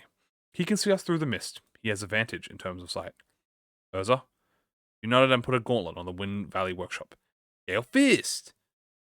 As she launched her fist, a strong gust of wind cleared the mist away. Vesper threw his yellow harpoon without a delay. It took a little time for the mist to obscure our sight again. Ugh. It's a hit. We walked in the direction of the moan. Excuse me, isn't this rather harsh? You can't pin a metal stick inside a stranger's thigh without asking. I shouldn't let my guard down. He might not be alone. I exhaled a red breath. The smoking pipe morphed into a sword. Are you the one who killed the fixers from the Zwei Association? I did. I had no ill feeling towards them, but they were getting in my way. Then why are you taking the bullets for yourself? Exactly. I'm the marksman of the mist. More ammo, the better. I hear that a voice right in front of me. I gave Vesper a look. One of us has to turn to his flank. Urza, be on your guard. Vesper, disarm him, but don't hurt him too badly. Vesper jumped sideways and disappeared into the mist at once. Urza and I kept advancing forward. Who? Are you also here for the pieces of metal? Urza! She extended her fist once more and the mist cleared away. A yellow trace swept the floor. Vesper seems to be going for the legs, and something was cut by his blade. It's a decoy, he spoke in a low voice. I knew it, so you were. An old radio was in front of us.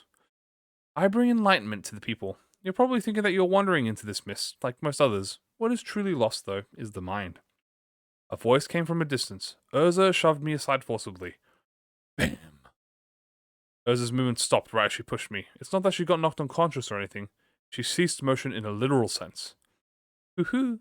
I'm the marksman of the mist. Hold still there, please. The voice is coming from multiple directions.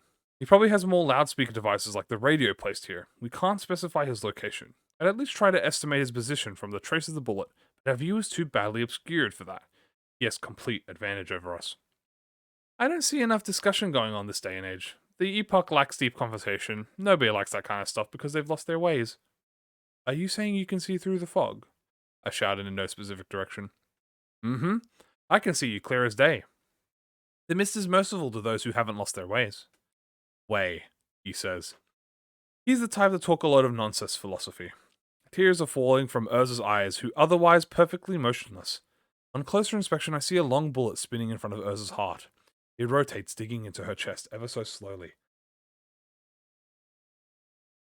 I guess it's too much for the big yellowed hair fellow to endure. I'm sure it's tough for anyone to endure. We are fixers. We're investigating this place because we were requested to bring back bullets that belong to our client. That is all. What kind of windmill tilting to fetch bullets involves harpooning people and trying to chop off their ankles? What happened to the good old way of the fixer? Are you people supposed to recite some fancy creed, a la chivalry of Bushido? Will you let us go unharmed if we forfeit our search? Nah. What do you want? First off, tell your other pal on the prowl for me to cut it out. He's so terrifying, I can't move a muscle. Vespa, stop. I shouted to the air. I presume he's speedily scouring every corner of the area right now. What do you want next? I won't make it long. You will accept this bullet instead. I'll put a break on the one that's digging into her heart of the yellowhead lass if you do. I'll accept it. Are you going to be okay with that? Vespa appeared to me and asked. I nodded in response. An outstanding attitude. Few have managed to withstand my bullets so far. Tears are still flowing down Urza's face. The Section 3 fixer died, shedding tears. These signs make it evident that the attack is of a psychological nature, whether it's a distortion or a psychomet. User, meaning this won't be a test of physical endurance, it's going to be a matter of willpower. You look like a smart cookie, but you know that intelligence and strength of will are two different things, right? His voice words echo from all over the space. I hear the sound of a bullet being loaded into a gun. I can hear whistles as well. I gave Vesper a look. This is the one and only chance for us to trace the bullet back to its source. I trust Vesper to know the meaning of my sign. Good. Stay right there. Blam. I was surrounded by darkness. Why is it so dark? Because my eyes are closed. I opened my eyes. In front of me are a group of people, donning dark coats and slaying others with their blades. Their shoes clack on the floor in synchronized motion as they march on, cutting down whatever stands in their way. People resist in vain with edged objects before their assailants, then their tools of self-defense are cut through. Curved scimitars mow down victims like scythes reaping crops. I look down at my own body. I'm wearing the same black long coat as they are, except mine has a special accoutrement added to it. I looked around a massive and antique gallery. The marble floor drenched in blood makes a vivid contrast with it. One side massacre. I moved my hand to place it on my forehead. However, it touched a cold mask instead. I'm wearing a mask. Upon being touched, it shows the personal information of the people in long coats, such as their names and age. I rub the mask again to turn off the display. Someone approaches me. A person in a dark long coat wearing a golden mask with the symbol of an eye came to me and spoke. Captain, we've secured Eunice's family. How many are there? 4, ma'am. There could be children among them. My moral judgment holds no meaning. However, I must accept, and I must act according to DS's will. There is no need to bother informing myself of unnecessary details. I didn't ask further about the family member. Their fault is that they were an obstacle to the path of DS pursued. That is enough reason. Slaughter them. I am Moses. I am captain of the Ujat. Chapter 37. Noise. Hi, Moses. Good job as always. DS, are you satisfied with the outcome? All thanks to you, Moses. About this last mission I handled, they were actually syndicate members, right?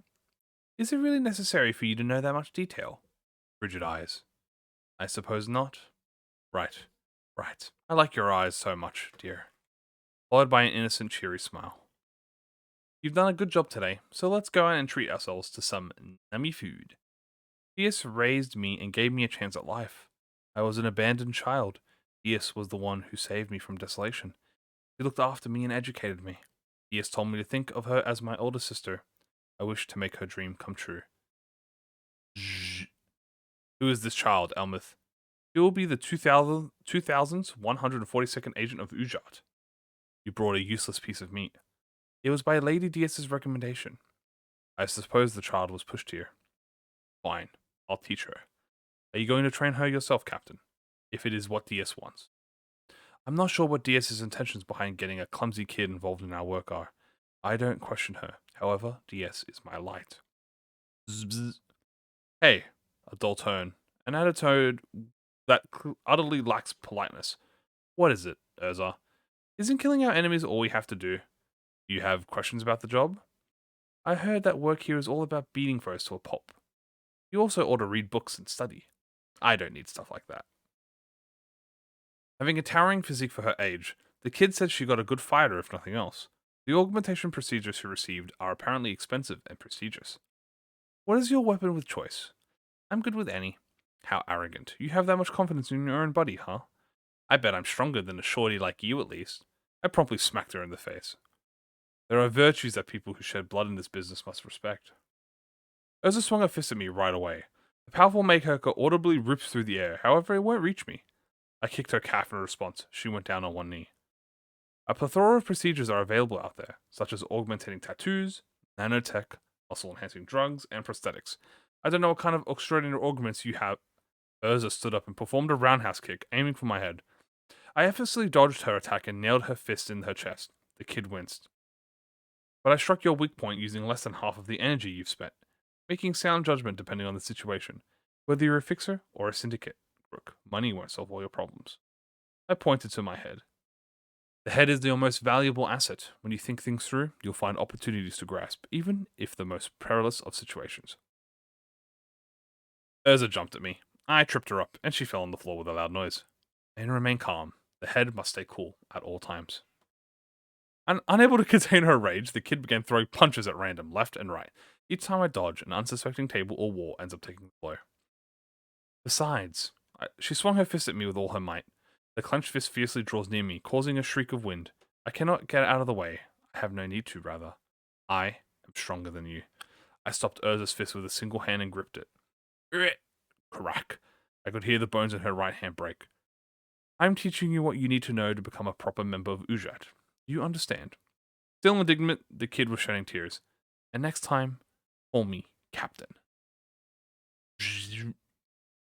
Several missions went on. The Ujat agents handled their tasks without any of them failing behind. They do not question a single thing about their work. I remember the name of every single member of the Ujat. To me, they're my new family. Their respect for me and their sense of fellowship may have played a part in their willingness to carry out preposterous and cruel jobs. Of course, money would be the most important motivation that allowed all of this office to operate in its unorthodox way, with the exception of me and Urza. Captain, are we fixers? Urza asked. It seems all the studying gave her a sharp insight. We've all started out as fixers. I looked it up and found out that Lady Ujat is registered as an office, and I saw that you're listed as its leader instead of Lady Diaz. She acts as a client, giving us requests. A massive office serving one person, that is what Ujat is. But, in my opinion, what we do is... Your opinion matters little in this topic. We would seem no different than a syndicate in the eyes of the unaware. Then what's the point of the line fixers are not meant to cross, Captain? We cross that boundary all the time. I heard that fixers are free to take any requests, though it's mandatory to report their results to the Hana Association. Nodded. Hana Association refused the jobs fixers handle. It's considered promotion or demotion based on those evaluations. We are a grade 1 office. If that's the case, why won't the Hana Association demote Ujat, let alone expel it? The wealth Diaz possesses, her unctuous way with words, and her connections, everything revolves around Diaz. Urza's eyes were opened, same as the doubt I feel. Urza knows something is off about our job. A fixer isn't supposed to kill a civilian who is unwilling to fight. Diaz doesn't care about such rules. She exploits and eliminates anyone in her way, civilian or not. I get my hands dirty for her sake, because I believe in Diaz's dream. Diaz's dream? For the sake of the dream, The unstable trip down memory lane accelerates in fragments. Noises and cries fill the reminiscence. The sound that calls to me.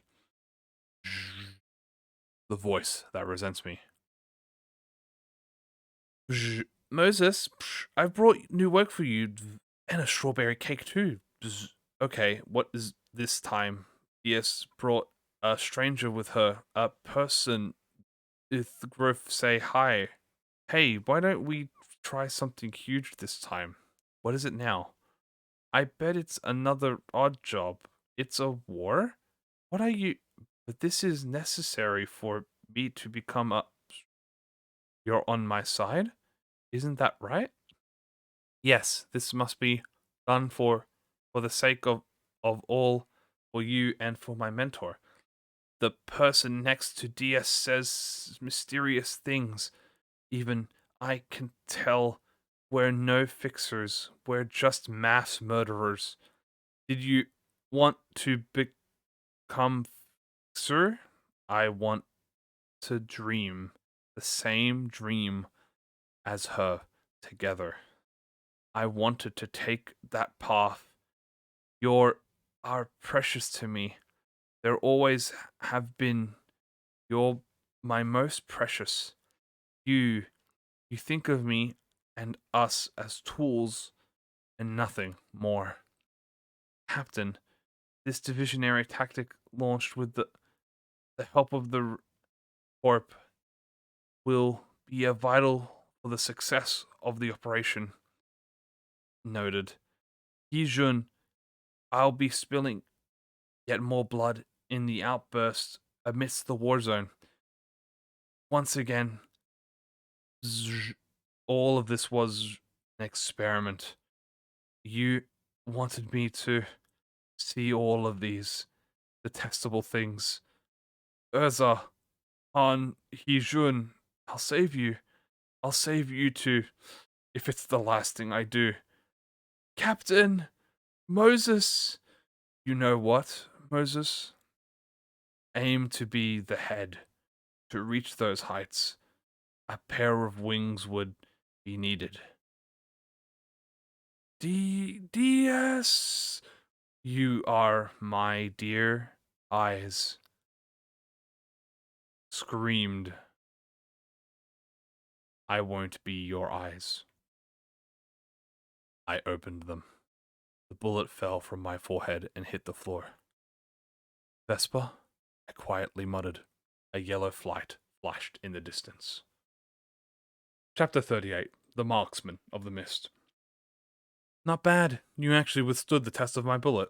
The marksman groaned as he spoke. Vespa subdued the marksman and made him kneel in front of me. The bullet aimed for Urza stopped as well. She was lying next to me, unconscious. A steam-powered rifle. It's similar to Psychoman as Yuria described, but this isn't one. This is a distortion.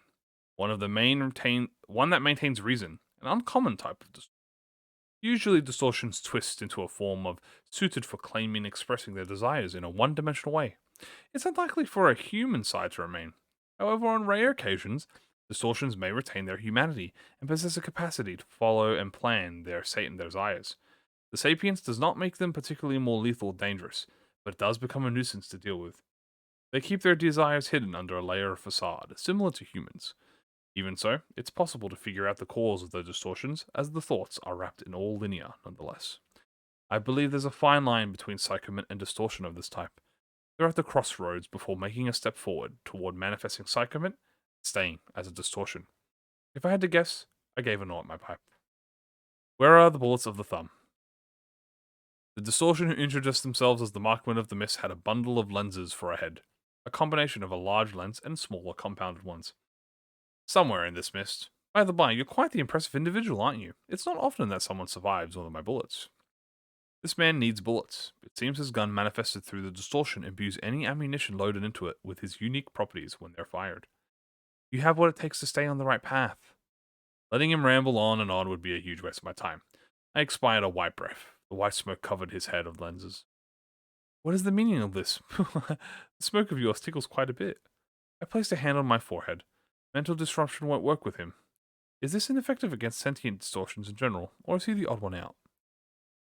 What are you doing here, anyway? You don't appear to be a generic henchman of the thumb, judging from your noble willpower. Will you tell me where you stashed the bullets if I let this talk go on? I see you're under the impression that this conversation is a waste of time. Why do you think that? Is it because you were ordered to retrieve the bullets? But hear me out. Chinmaiging me with this will prove the most valuable expenditure of time. Oh, absolutely. It might even be a chance to realize what you want out of life. This is driving me insane. Even though he has no mouth, I can almost picture one jabbering away when I listen to his babble. Alright, let's do it this way then. I'll teach you one of these two, the location of the bullets or the secret of the nest. Which do you want to hear? What he uttered was rather unexpected. He mentioned the secret of the nest. It wouldn't hurt to hear that, whether it's true or not. There is a sizable possibility that it's not entirely baseless. On the other hand, the whereabouts of the bullets is factual information. And this is what I need at the moment. Location of the bullet. Oh, you city folk. Alas, you shall find the answer eventually. After circling round and round, the bullets are in the water tank of the building behind you. There was a genuine wistfulness in his voice. I don't mind it as much, though. Even if I had to take a roundabout trip, I can start searching for the answer when I need to. Dr. Moses. What is it? Someone is approaching. Two shadowy figures approach from the mist. Vespa reaches for his sword. I slapped Urza's cheek a few times to wake her up. Urza, there's no time to be snoozing. Detective. Urza threw her arms around me. The kid must have seen a past too tough to bear. Prepare for combat. The duo revealed themselves. One was a person slightly taller than me, though he is by no means a tall person. He's wearing the coat of the Zweifixer. It's worn and wrinkled. The other was a dog made of steel, carrying a crude club on its back. The dog could very well be holding a human brain. Is that the one who slaughtered our fixers? He spoke to us. Who are you lot? The short middle-aged man furrowed his brow, apparently baffled by the inquiry. He then took a fixer license out of his pocket to use Zwei Association, Section 1. Edgar, a detective from the Major Crimes Unit of Section 1, Zwei South. The Major Crimes Unit of the Zwei Section 1? Some high-profile individual we have here. I masticated my pipe. I want you to hand over that monster and the thumb's ammunition while you're at it. Edgar drew a cigarette from his pocket. Putting that aside, Vesper Crabro, the taboo hunter, is here. That's a rare sight for the southern parts. Vesper is silently staring at Edgar. This boy in yellow has a reputation, I see. I feel an uncanny tension in the air. Well, isn't the atmosphere rather awkward? The marksman broke the silence. So, is this the culprit who killed our fixers? Edgar tilted his chin at the marksman. I maintained silence. Alright, I want you to stay out of this from now on. He's oozing with poise. What were you trying to do with those bullets anyway? If I confess to a Zweifixer that we accepted a finger's request, the outcome will be thorny to say the least. We wanted to borrow some of those amazing bullets that the thumb makes. Urza hurriedly stepped up. Really? So you a group of scavengers looking for some loot to snatch in the aftermath?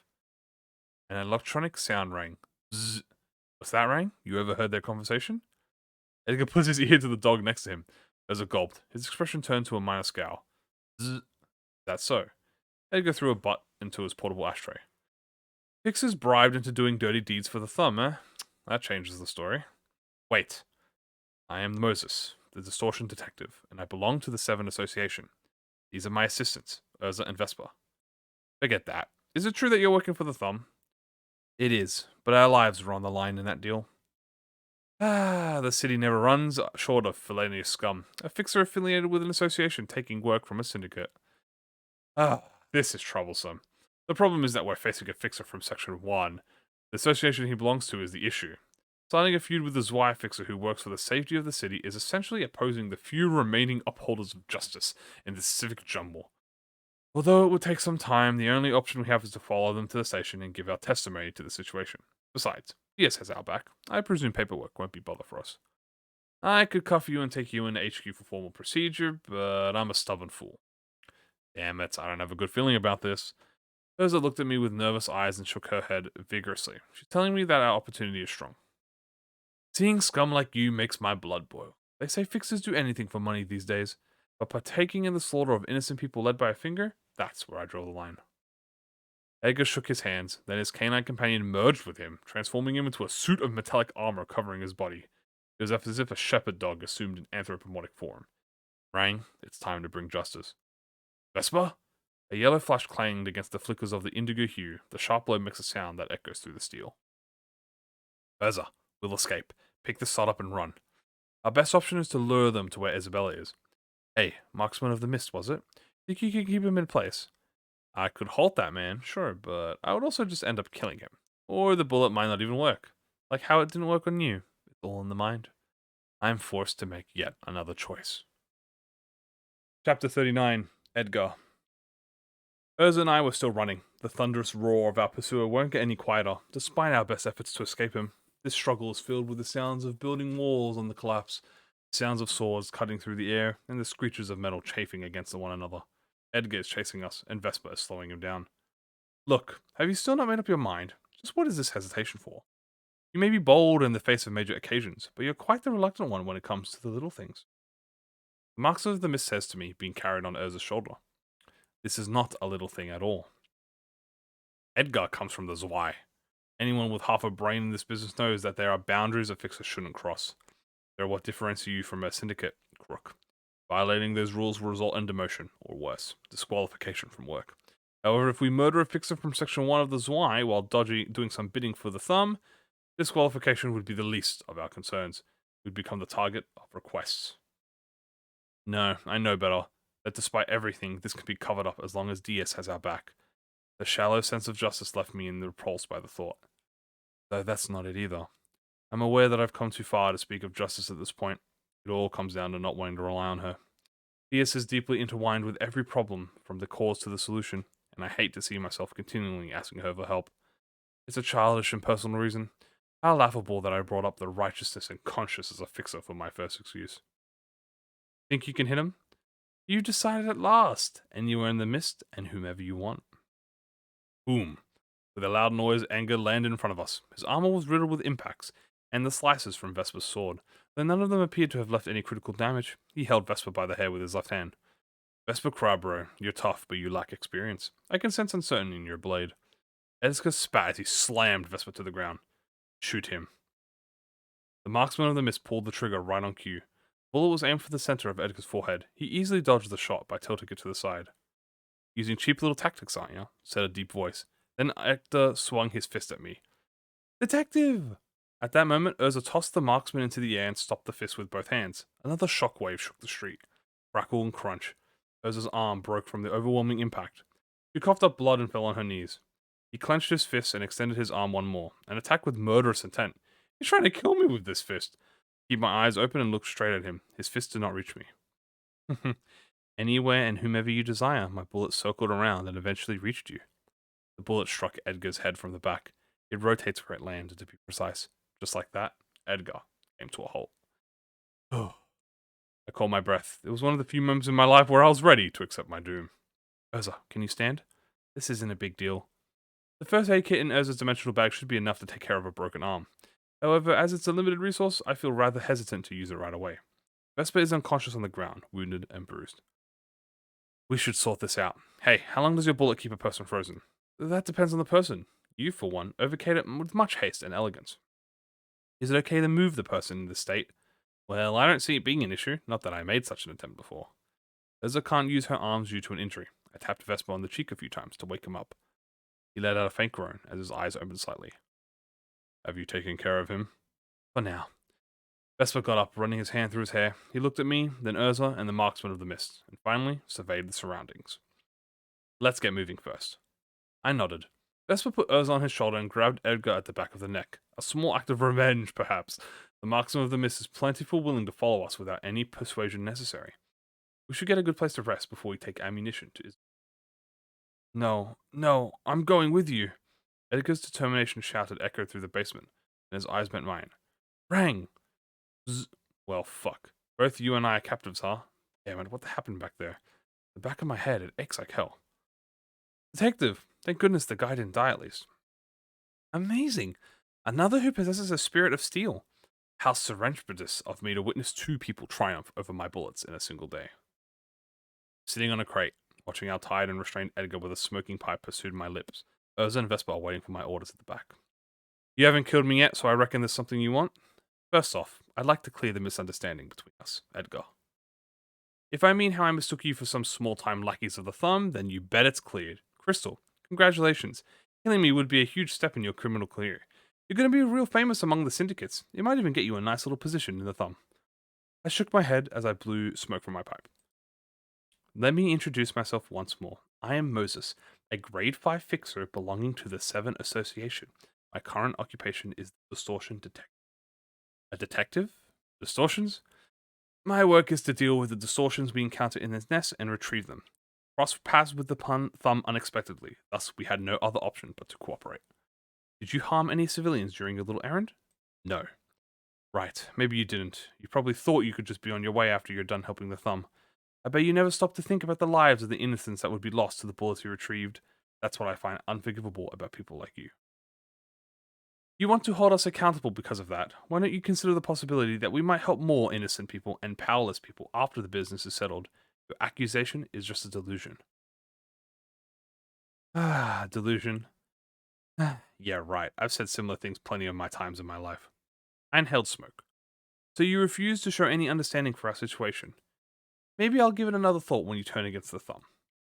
You seem to think you have the upper hand. You're tied to a chair. Your life is in our hands. And yet here you are, trying to negotiate with me. He's an old hand. He must have a rough grasp of awkward circumstances. And would you be demand and what would you demand if that was the case? Do you want the thumb dead? Yep. Fine. Alright then, let me hear your side of the story. We're headed to where Isabel is. Urza and Vespa are following us, carrying the bullets. So you're collecting distortions, huh? How many have you caught so far? I don't think I'm obliged to tell you that much. I know that distortions have been causing a commotion lately, but I'm not sure if you can just meet them whenever you want. It's a trade secret. We're about to arrive at the house the Thumb took over for murdering its previous residents. Isabella and her groups greeted us in the front of the house. You're back, Miss Moses. Edgar runs at her as soon as she stops speaking. Rang. Rang! Edgar's metallic dog once again becomes a suit of armor that covers his body. His ironclad fist struck Isabel's face right away. He was slightly knocked back but retaliated with a knee to Edgar's stomach. The mutual attack created a bit of a distance between the two. What is the meaning of this, Miss Moses? Isabel asks, spitting bloody saliva. I shouldn't speak with her. Destroying the assemblage of the Thumb's members with no room for negotiation. That's the condition Edgar offered. It seems I can't avoid sinking into pits of violence, no matter what I do. Urza, Vespa, will support him. We're facing a capo and 20 soldatos from the Thumb. On our side, we have 2 grade 1 fixers, 1 grade 3 fixer, a grade 1 5 fixer, and 1 distortion. Chapter 40. To bring justice. Vespa, you're free to brandish your sword with no constraint this time. I've been waiting for this. Vespa nodded. I imagine this sword was held back by worry when he was fighting Edgar. The boundaries of a fixer are no concern against the Thumb. However, Vespa drew his blade and they charged into the soldatas without hesitation. We have their ammunition, and such, their devoid means to stop Vespa and Urza from approaching them. Edgar is in the scuffle with Isabel. Isabel's brass knuckles collide with his steel fists, creating noises and sparks that distract my senses. Edgar should be able to handle Isabel on his own. If we keep the soldatos occupied, the problem is now how the 4 of us are going to take on 20 of them. Urza, we'll take on 3 and leave the rest to Vespa. Got it, detective. A bit on my smoking pipe.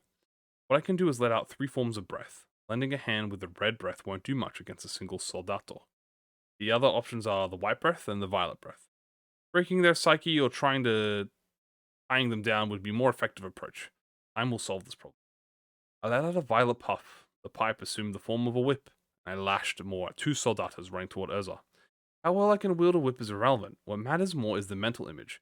I have to picture how I will bind them in a clear detail. As I do, the whip wraps around its victims, and purple thorns dig into their skin. Urza, now! Okay. Urza swung her hammer at one of the immobilized soldatas to crush their cranium. She then swung it at another, but missed, and they retaliated with the buttocks of their rifle. It turns into a stalemate, dragging on without either side gaining an upper hand. Vesper seemed to be struggling to land a fatal blow on the foes surrounding him as well. However, this delay is exactly what we need. Anywhere and whomever you desire. The marksman of the mist has finished imbuing the thumb bullets with his power. Shot hit at target one after another. Some manage to react. Bullets take a tortuous route and find a way to get stuck to them. One by one, they cease movement, and the last bullet struck the copper, Isabel. That's what got me, huh? Edgar muttered. These thumb crooks are yours to take care of now. Bang! The sound of a new bullet hole on a human.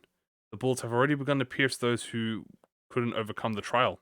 Edgar watches as the soldados fall. Alright, I'll deal with them my way. What about the man you call the marksman of the mist then? We'll be taking him. Edgar made a bitter smile. Then he thrust his arm through Isabella's head at tremendous speed. So is it just me, or are those bullet holes the same kind of ones left on the deceased crew from my association? I placed a hand on my forehead. The corpses of those Y fixes we found in that workshop weren't the doing of the thumb. That was most certainly the marksman's work. The decision I need to make here is clear-cut. I can always procure distortions another time, but preserving my life comes first.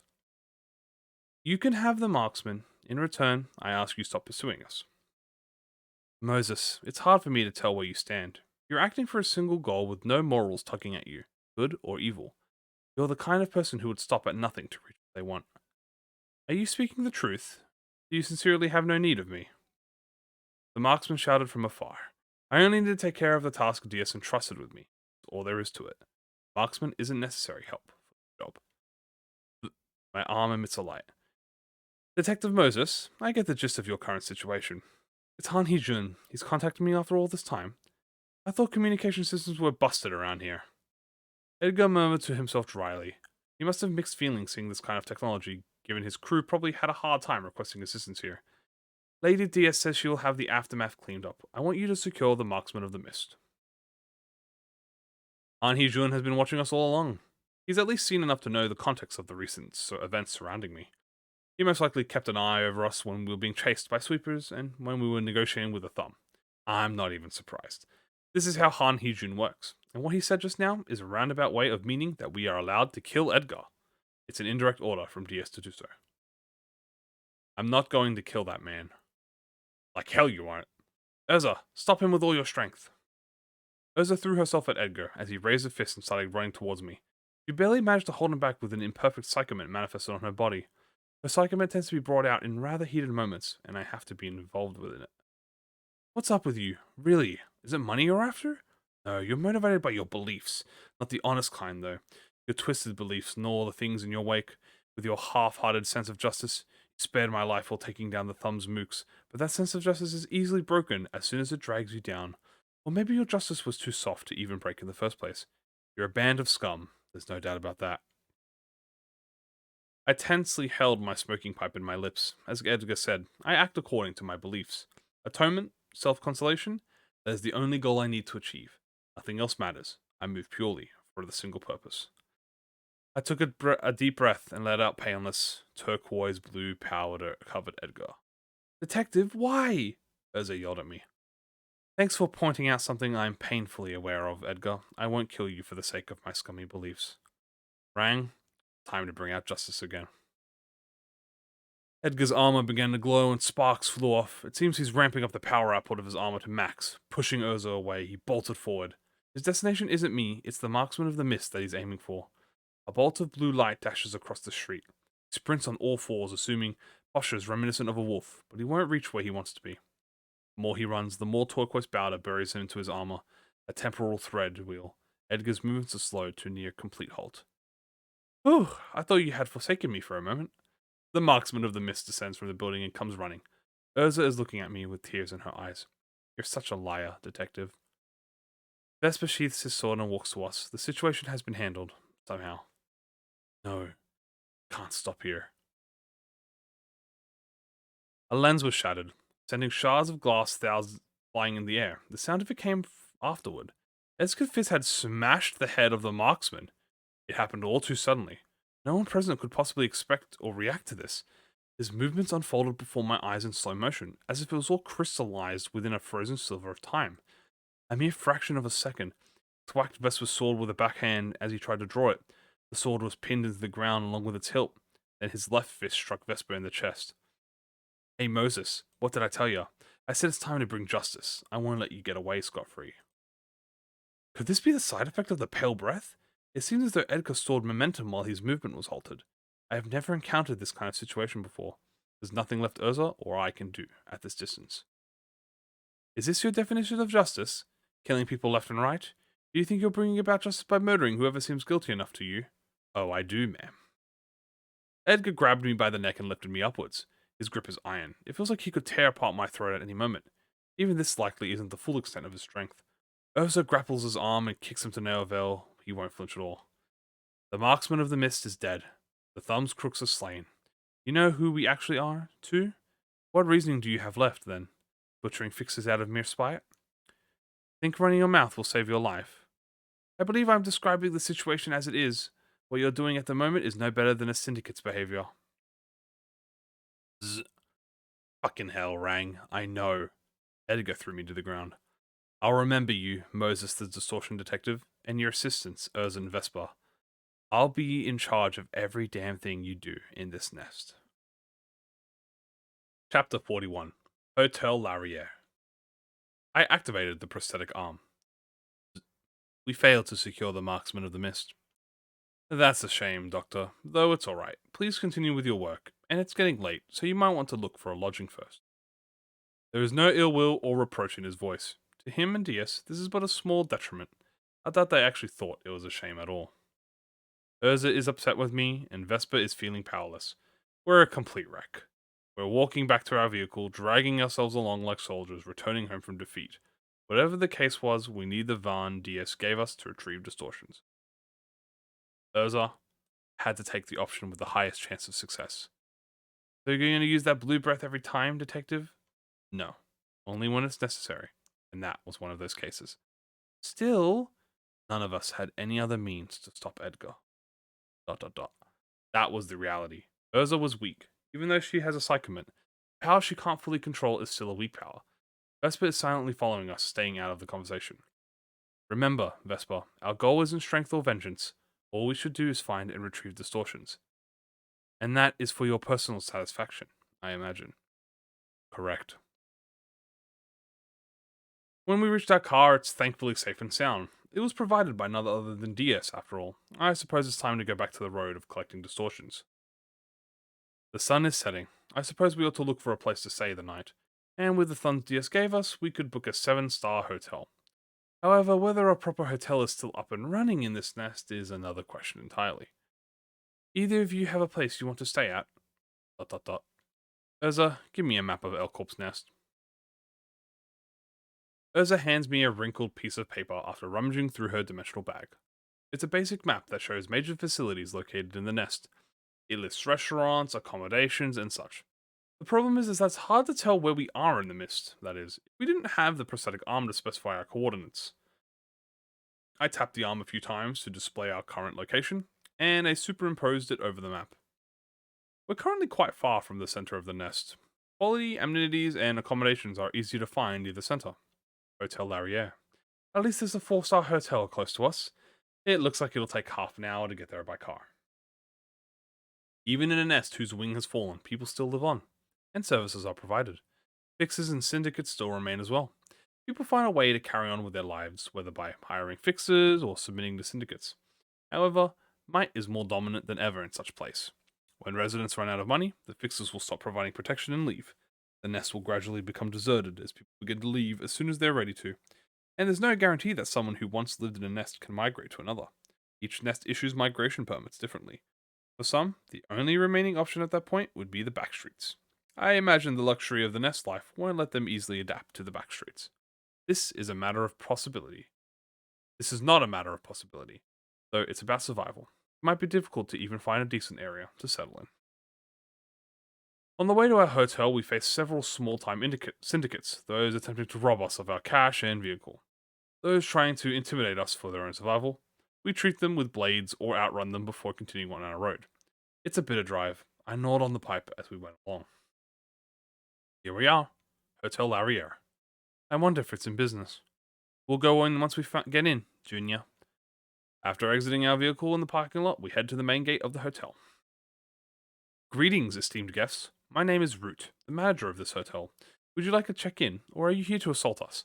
I'll have you know that our hotel has a contract with an office employing multiple Grade 1 fixers, so I'd suggest that you'd stay out of trouble. We'd like to check in. May I have a look at the piece of identification from your group's representative, then? I handed over my fixer card ID. The manager began to write down the info on the guest list. Miss Moses, a Grade 5 fixer. You must have come a long way from the northern side. The warp train must have cost a fortune, no? I hope you haven't brought along any headaches as serious as the distance you had to travel. You're making this long. Are you always this inquisitive about your guest's business? Please understand. As you know, the current circumstances of this nest are rather chaotic. Do the rates include breakfast too? Urza hesitantly asked. Yes, of course. While not as good as before, we still serve delicious meat pies and tomato juice. I'd like to request that the others provide their IDs, please. We used to check only the person representing each party, but as I said, recent circumstances have made our procedures more thorough. Urza and Vespa handed over their fixer ID as well. Miss Urza Grade 3 and a Grade 1. The manager's pen stopped for a moment. Perhaps he realized that we might be above what his hotel can handle. It's possible that he lied about having a contract with an office. We won't cause any trouble. We'll leave as soon as the morning breaks. Trouble, You'll never know until the night passes. Isn't that right? A voice came from behind. Hotel Larriere has quite a bit of legacy. It's even partnered with the Hana Association. Even though it doesn't guarantee immediate safety, it's solid enough to screw over the lives of fixers like you. A hotel that has signed a contract with an association. If a fixer causes injury or damage with no good reason, the HANA Association will investigate and punish them according to the course of events and severity of the case. Causing a scene in the venue partnered with an association can be grounds for additional punishment. The offender may be bombarded with penalty points that will accelerate demotions and disqualifications. I'm Rusk, leader of the Rusk's office. I've been staying here with my crew. Vesper turned around to carefully scan the person. If what the manager said is anything to go by, this man must be a grade 1 fixer. And the other fixers from his office are probably somewhere in this hotel. Now then, since we probably don't know what we could do to each other, you can entrust your weapons to me. Vesper knit his brow. Urza held her dimensional bag tightly. Detective... Manager. Will Rusk office keep us safe during our stay? Most certainly. If you're not a fan of this method, I kindly advise you to seek another lodging. You're aware that people of our caliber can easily create a muckus unarmed, aren't you? It is still the job of the manager to do anything to minimize risks. How many rooms would you like? 3 of the best rooms you've got. Here are the keys to room 501, 502, and 519. Our staff will guide you to a unique room you won't see in other hotels. Miss Moses, consider it a special service. Why, thank you. 3 suits for 1 night, that will be 2.45 million ARN in total. That's approximately 800,000 ARN per room. The price is more or less understandable, as it costs a fortune to hire officers and maintain contracts with associations. I nodded in approval, and Urza paid the fee in the cash with her bag. And now we'd like you to turn in any weapons in your possession, please. Vesper unbuckled his belt. Mr. Rusk, expect things to get seriously messy if you so much as leave a scratch on my blade. Vesper warned in his low voice. That's up to your attitude, I suppose. Rusk glared at Vesper with bleary eyes. Baby B, that's not how you ask people nicely, Urza chimed in. At least take good care of this bag and the pal's weapons. They're super duper precious to us. I can keep the smoking pipe, can't I? I'll make sure to smoke outside. Mr. Rusk, please examine the pipe to ensure that it has no capability to kill. Miss Moses, may we trouble you for a sec if you don't mind? I passed my pipe to Rusk. That's an expensive looking pipe. He inspected the smoking pipe from several different angles. Found no problem with it, Mr. Root. Manager nodded. Have a comfortable night's rest then. We followed the Helto cloak into the elevator. Urza and Vesper went to their designated rooms. Mine is room 519, located at the end of the corridor. The clerk explains a few things on the way. Breakfast is provided from 6 a.m. till 9 a.m. in the morning, and are there many guests? There are more visitors than you might think. Many guests have checked in to stay here long term as well. That's fair. This may be a safer option than common residence in a fallen nest, although the price of a single night's stay will be more expensive than the monthly rent of a backstreet dwelling. For a hotel that has seen an increase in the number of guests, it doesn't seem very populated. I haven't seen anyone other than us. I guess because it's a late evening? Anyway, here we are. Room 519. It's one of the proudest rooms Hotel Larriere has to offer. The clerk opened the door for me and I slowly walked in the room. As soon as my entrance was made, I'm struck by a thick stench of blood. Oh, hell. Oi! I quickly turned my head to see the door slam shut in my face. Enjoy your night, my lady. A creepy voice came from the other side of the door. The social call does not bode me a good evening. I bit into my paper, readying myself looking into the room. Around 20 people are facing the wall. Blood vessels extend from the back of their necks and converge into one spot. An old woman sits on a leather sofa at the center of the room, connected to those 20 veins. A distortion. It's a blood fiend. I bid you welcome, Moses. I am Larriere, the owner of this hotel. Perhaps it is no coincidence that you arrived here in front of me. Damn it, Hanji Hoon! There's a blood fiend in the hotel we randomly picked from the map? He's got to have planned this from the beginning, calculating our routes. Unless this really was just an unfortunate turn of events. I can't help but be skeptical of him, considering his track record. Creatures of the night, vampires, blood fiends, a stereotyped form of distortion, similar to merfolk. An incarnation of hunger based on psychological thirst. Various stories of blood fiends would be told, ranging from urban legends to Star of the Cities. I'm reminded of the once infamous Blood Red Night. I exhaled a deeper breath. The pipe assumed the shape of a red sword, which I pointed at the blood fiend. A fascinating red hue. It's the blood imbued in it that emanates such crimson light. As the blood fiend waved her hand, the blade melted into wine-colored smoke and dissipated. Moses, could you take a moment to listen to what this old lady has to say? The woman lifted her arm and waved her hand, raising a red chair to sit next to me. I have no choice but to seat.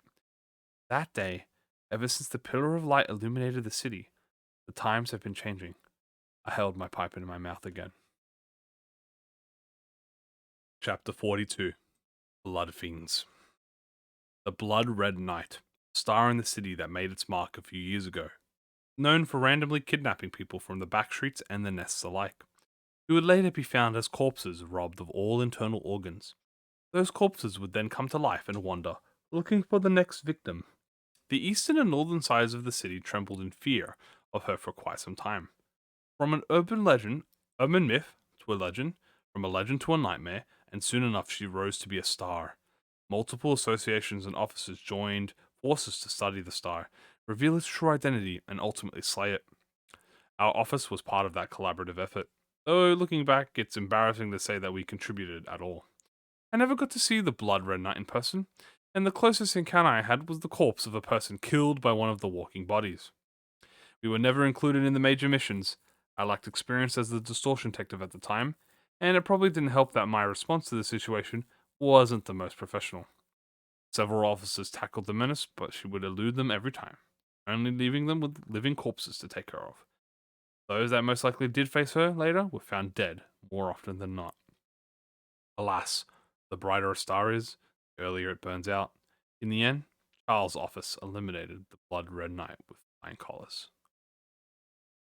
After that case, I began to study more about blood feeds in my free time. I encountered a few of them who I managed to repel or resolve. The impression I got is that every one of them possessed formidable power, whether or not they were sound of mind. The ones lacking rationality demonstrated explosive physical strength and tenacity, driven by raging thirst. Those with reason behave in a clever and cunning way until they're cornered, at which point they will resort to inhuman strength out of desperation, all because of their thirst. There is one thing they strongly crave: blood. It's far from the desire for a good meal. To them, blood isn't something to satiate their gluttony, it's crystallization of desire. They treat blood like how we treat money, only that while money is a means for us to afford various desires, blood is a purpose in itself to them. Similar to how a human often becomes conniving and vicious for money, blood fiends are obsessed with blood and will go to any length to consume the blood in their own. What worries would you actually have other than to claim more blood for yourselves? I huffed out smoke. The old woman smiled a bitter smile.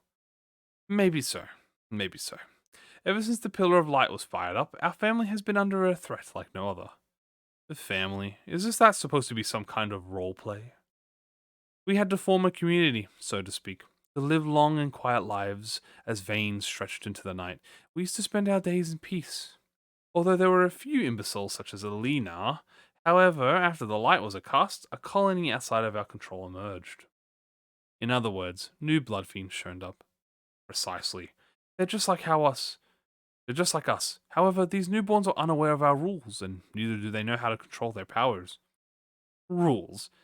Are your rules that to endorse trapping people in hotels and suck the blood out of them? Those people won't remember what happened by the next day. I merely take an adequate amount of blood from them in return for ensuring their safety. We've had been living moderate lives until we were faced with this trial. The purity and pedigree of elders are put to a test. Your distortions. I don't know about purity, but you can't have any pedigree. Distortions, you say. Moses, the distortion detective. She who sees the twisted minds of people. How do you know that I can see distortions? How did you expect my arrival? A good friend of yours informed me. That sod Han Hee-jun must have leaked it out. That fellow is more supportive of you than you might think. Anyways, that should make this conversation easier. The distortion is essentially a disease of the mind. You're nothing special. Distortions that follow a set pattern are especially plain. In that sense, your type is obvious. You're far from the trickiest distortion to handle. We're unique in that we have a bloodline. From the moment we received blood in our mansion, our ichor was linked, and lineage was formed. We have lived in the dark long before the distortion phenomenon your kind recently has been blathering about. We've been fighting for our lives. Fight. Who's your enemy then? Your kind, of course, intentionally or not. We're bound to cross paths with fixers and syndicates due to our nature. We set up rules in order to survive. We decide to settle in each nest and district that way. We wouldn't invade each other's territories. To uphold the balance, we had to put our kin to rest until the population of each district was small enough. You mean there are 24 more elders like you out there? One for every district? Mm-hmm. And now my position as one is being threatened. The newborns are jeopardizing the balance. Seems to me that your balance wasn't all that firm if before they couldn't even stop the Blood Red Knight from showing up. The Blood Red Knight. If you're talking about Alina, I can see that she was our mistake. She was an embodiment of violence, one that even we had little success in calming. I worry that more of such incidents might happen. Do all of the employees of Hotel know you're a blood fiend? Only Root does. So, who is supposed menace that's threatening your seat? Rusk. The fixer hired by the hotel? Mm-hmm. Keeping my enemies close to me makes it easier to deal with them. So you're saying that Rusk is trying to remove you and take your throne? I can only see an ordinary level of distortion from him. A blood fiend's eyes are red. Having red eyes doesn't automatically make one a blood fiend, but the red eye trait is an invariable part of all blood fiends. Eye color alone does not serve as a defined distinction, especially since eye augmentating procedures are commonplace in the city. Most eyes equipped with combat assisting features emit a red hue. However, I can tell the eyes of a blood fiend apart from those. The greater the longing for blood is, deeper and clearer the red will become. Exuding a certain scent, a well of blood can be seen splashing inside their pupils. I could not observe such traits from Rusk's eyes. He only reveals that side in his sleep. That might be why you couldn't see it. Why not strike him first while he is awake? Were I to fatally injure him, his instincts of self-preservation would awaken his inner beast then and there. It's no use for me to meddle in and make matters worse. What's stopping Rusk from killing you right away? He isn't aware yet. He knows not of the fact that I am here, or that I am in charge of this area. Your friend told me that the Distortion detective is currently on a mission to collect distortions. I don't wish to resolve this through violence. I want you to take him with you. You sound rather reluctant to stain your hand with blood for someone who loves to drink it. Rusk and all of the fixers from his office are blood fiends. Although Rusk himself isn't aware, he turned them all into his kin, and kin in their sleep. Or perhaps I should say, subordinate entities, as you would put it. I've been told you put everything you need to know. I'll leave the rest to your professional. The old woman waved her hand. I was then sucked out of the room and ejected into the corridor. If what Larriere said is true, then the organization capabilities of blood fiends must exceed my imagination. I'll need some time to reformulate my understanding of the modus operandi of the species. I shook off the dust from my body and stood up. At least the direction of this matters is in my hands. I can choose to neutralize Rusk, or I can subdue Larriere instead, the lady who is one with this hotel.